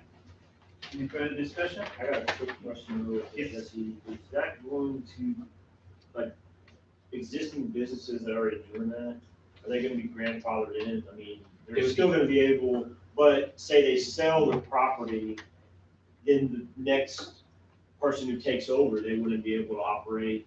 It would be a non-conforming use, and so they'd be subject to the code's non-conforming use restrictions and limitations. So that typically would mean that they're not allowed to expand the non-conformance or change the non-conformance in that way. So they would be very limited in terms of their use of it. And so if they were the nature of the portable building probably construction wouldn't last very long. So it would probably work its way through. At some point when they needed to modify or expand it, they would probably just remove the building and replace it with a permanent structure. I mean, I don't know why we limit it to just these streets. I mean, really, I mean, yeah, those are the main, I guess, commercial, roads, yeah, in the city, but. Does this cover everything you're concerned about, Matt, or do we need to make it blanket I was- anywhere in the city? Me personally, and I thought the commercial area, right, because that's where you would see these come in, but I can definitely see Mr. Cates. We don't know where the next commercial area could be. So I'm getting what, I'm just thinking we don't want to fill up the city with horrible buildings if there's a way to do it now. I just see this right here too, that, you know, McDonald Street is just right here, but down the other side of 35, it's, you know, it's 2790, right? So it's like these new subdivisions, like drop in for people out there, so. maybe- Well, I'm willing to amend my motion that we prohibit the use of portable buildings on city property or storefront activities. Not on city property, within city limits. Within city limits. Within city limits. Stand corrected. I'll amend my second. There may be limitations on being able to prohibit it entirely, but we certainly could try to expand the boundaries of, Alderman, to allow that. I remember when we discussed that with Frank, there were some, the issues having to do with, we tried to create it just super generally like that, you end up having a lot You of. have to identify the areas. Sure. Yeah, So, you know, the original motion was in conjunction with the advice of our attorney, so you and that, we worked out the fine details of And then bring that back before council. that. Yeah. but we understand the general direction. I absolutely, the motion now is just to get you guys, right in order. Okay. Any further discussion? All those in favor? Any opposed? Thank you. Thanks, man. Thanks, Jess. Appreciate that. Okay, let's go ahead and go to, now we go into 6A. This is the closed session item. So let's see, let's go ahead, it's 9:48 here. Jesse, this is the first time that we're doing them all together. Do I need to read all three of them? That we're going into closed session, or do we? Yes, you read the caption, the closed session caption and then the items. Okay, so we're gonna go into closed session to discuss 6A, consider an act upon establishing a performance impact improvement plan for animal control director. Closed session in accordance with section 551.074 personal matters. 6B, consider an act upon terminating finance director's provision. My goodness, probationary period, 5 to 6 months. Closed session in accordance with section 551.074 personal matters. And C, discussion regarding how to proceed with employee complaint in accordance with sections 551.071 attorney-client consultation and 551.074 personal matters. So we'll go ahead and go, council, we'll go ahead and go to closed session 9, now we're at 9:49. And we'll go ahead and tackle those.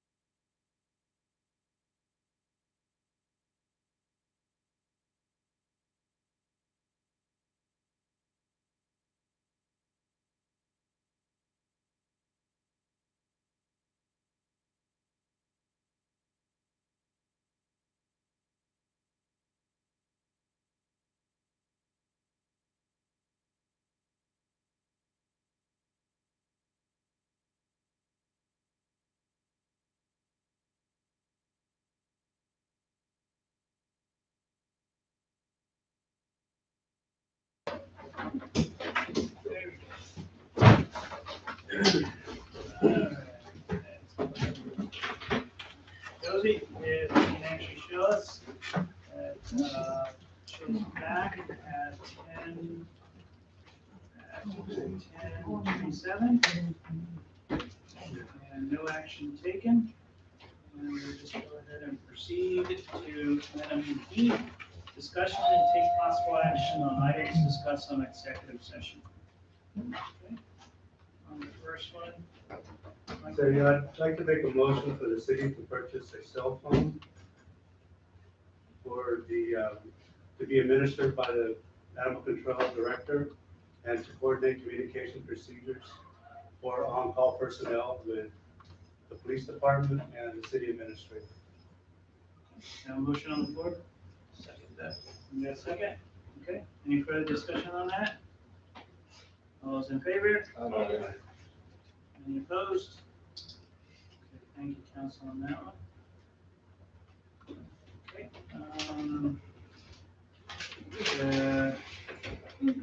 termination, early termination, finance director? Probationary period? Yes. That was scary sounding. I am booking to Cancun tonight. Mayor, I'd like to make a motion that we terminate the finance director's probationary period effective immediately. Based on my experience as liaison and consultation with people associated with her work, I believe that's warranted. This would give the finance director keys and access to the city hall facilities as well as all passwords necessary to do the finance director job. So take our probation and turn it loose. Motion on the floor? Should we get a salary increase? Yes, I'm sorry, continuation of my amendment, that the salary increase should be considered within the 6 month period.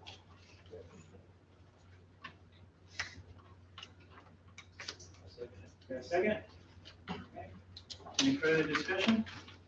All those in favor? Aye. Any opposed? Okay. And last one we have concerning the employee complaint.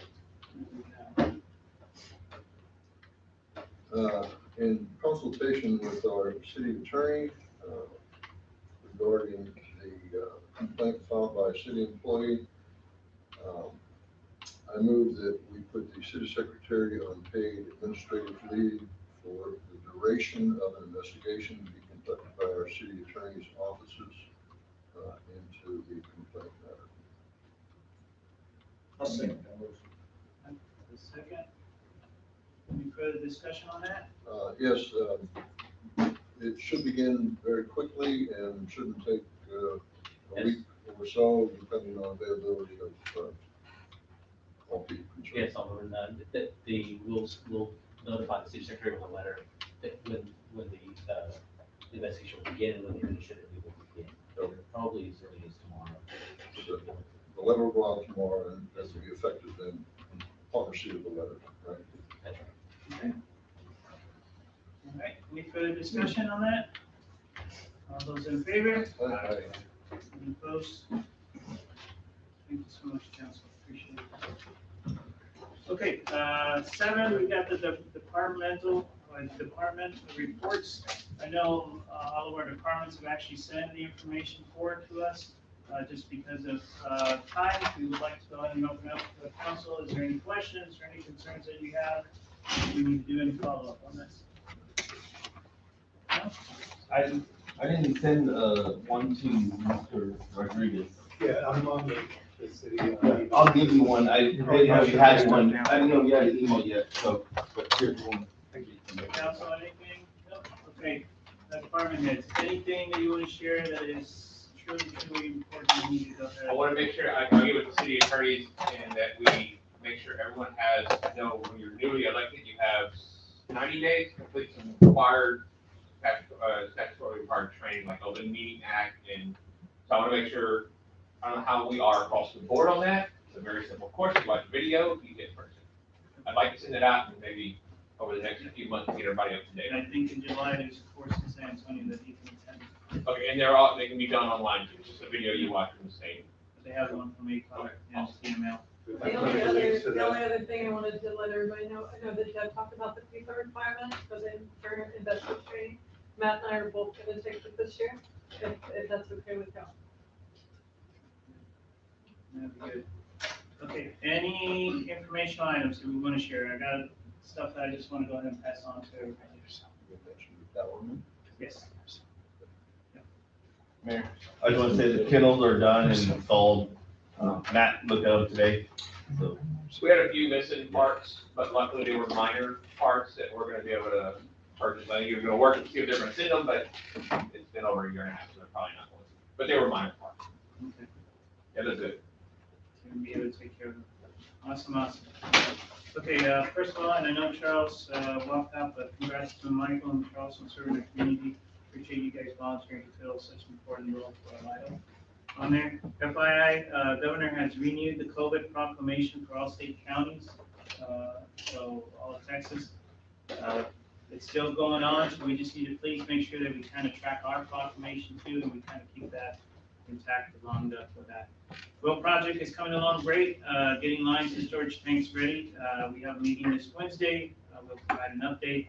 The only thing pending right now, from what I understand, is the chlorine equipment that we're waiting for. Yes, sir. Yeah, so James, spot on, doing a great job. We're gonna get this done. We talked about getting done by the end of the month. The equipment might be more towards the beginning of June, but there's a manual way that we can actually start doing that. So James is gonna be helping us out with that. Textile frontage roads project with slight delay. We've asked them about putting some detour signs. Some of our businesses on the other side have been asking to see if we could highlight the businesses and how to get to them. We already passed it to TxDOT. They're working on that. So if you hear from any of that, please refer them to Matt. Okay, so we're working on that stuff. Huge thanks to our finance director, Lynette, for getting us caught up in our audits. It's been years since we can honestly say that we're currently with our audits. Huge win for us to being able to get us moving on. Thanks to Alderman Emery and City Administrator for taking care of our old radio antenna. If you pulled up, you probably noticed something was missing. It's actually taken care of. Do you want to mention where it ended up? Yes, King County Sheriff Brad Coe received funds from the governor to beef up security along the border. They have a problem with radios out there, so they were looking for a tower. I advertised, didn't advertise on my Facebook site, and got a call. I worked with Walter West, who's associated with the sheriff, and they got the tower. They brought all the equipment they needed. It took us 4 hours, and that came out with the hook and ladder truck to help them get up and do what they needed to do. Tower is gone. It's going to be up on the border. It's going to have a radio repeater on it. It's going to have different cameras, infrared, night vision, and could reach well across the border to help with border security. So we did a good thing. Appreciate all the help of everybody doing that. It took a lot of work being able to coordinate that. Thanks to Public Works and our City Administrator for tracking some of the open items, even in the last few days. You guys have done a great job. Really appreciate that. Thanks to Animal Control, Animal Care and Control, and the transition to new kennels. Appreciate that, Santi, and finding new homes for our pets in need. Let's continue to do that, being able to get that. Thanks to our City Hall staff for stepping up and helping each other as we get the new staff on board and assisting when one needs help with medical issues. Josie, you guys and the staff have actually stepped it up in the last few weeks, so we appreciate that. Thanks to the library for offering options to our citizens to meet their needs. Cassandra, you guys have done a great job in being able to adjust with some of the things that they've been asking. I've been hearing a lot about that, so appreciate that. Kudos from those that are stopping by and assisting them. I just keep hearing a lot of that. Thanks to Richie and PD for no deficiencies. Is that right, Richie? Yeah. A partial audit from the Texas Commission of Law Enforcement. There were no deficiencies found. This inspection involved a review of personal files that contain specific items that Richie is required to maintain, keep current, and have available for inspection. And that was a spot inspection. We just showed up. And it's nothing to be proud of. It's what you're paying when you get professional. It's what you get when you're paying professional leadership. I thought you were gonna say when you pay him, I was like, okay, you're doing all right with that. Now, I will tell you, this guy covers South Texas. He has all the departments on the border, and these little towns, and he says, I really like coming up here. Y'all are cool, y'all got everything laid out, you get it real quick. That works out good. Special thanks, Jesse, for helping us out, and to Molly and to Frank Garza. You guys are awesome, assisting us in the transition. We really, really appreciate you guys stepping it up and helping us out as we get going. Special thanks to the Lido Chamber for putting up the food truck rally out there for the scholarships. We actually had a good turnout, and it worked out good. They're still trying to put things together for that. It was a little bit lower crowd than we expected, but still it looks like everybody did okay trying to take care of that. Special thanks to Methodist, United Methodist Church, St. Andrews, and Bible Grace churches for their assistance. A lot of folks in the local area that are in need, and a lot of folks stepping up and helping them out. So that's worked out good. I do ask you, here in this coming week, I challenge every one of you to reach out to our school district staff and thank them. Because as they close out the school year and get ready for summer school in the new year, they've done a great job in taking care of our kids, taking care of our community. So please take the time to reach out if you know anybody in there and give us some kudos for what they've done. I know the parents are eager to receive them over the summer, right, Paula? Yeah, I know. The teachers are ready to go on break. Birthdays, Matt, 25th of May, right around the corner. Just another day. Just another day, and we got James, another one right around the corner. That's 80. Yeah, 85. On the 30th, be able to do that. Update on Wayne Pearl, he's doing great. By the way, he now has movement on his right hand. So he's getting stuff, and I heard that he might be coming into town this Wednesday. They're gonna drive him over and maybe visit a few places. So just to let you know, it'll be around lunchtime. So that's pretty cool. Please keep the prayers going his way. He's doing better. Lori's letting me know. Lastly, don't forget what this weekend is all about. We got Memorial Day weekend. We got a great time to get together and do different things, but it's an important day for us to remember, reflect for those who paid the ultimate sacrifice. I think there's not one person in this room that probably is aware or tied into somebody who actually committed themselves in the sense of serving this nation and unfortunately passed away. So take the time to go ahead and take care of that. Okay, with that in mind, any last minute, anything else that we need to pass on to everybody? Okay, it is 10:40. Can I go ahead and get a motion for us to go ahead? Okay, get a motion for us to close the meeting? Second. Vote nay. Keep it going. Opposed? Thank you. Appreciate it.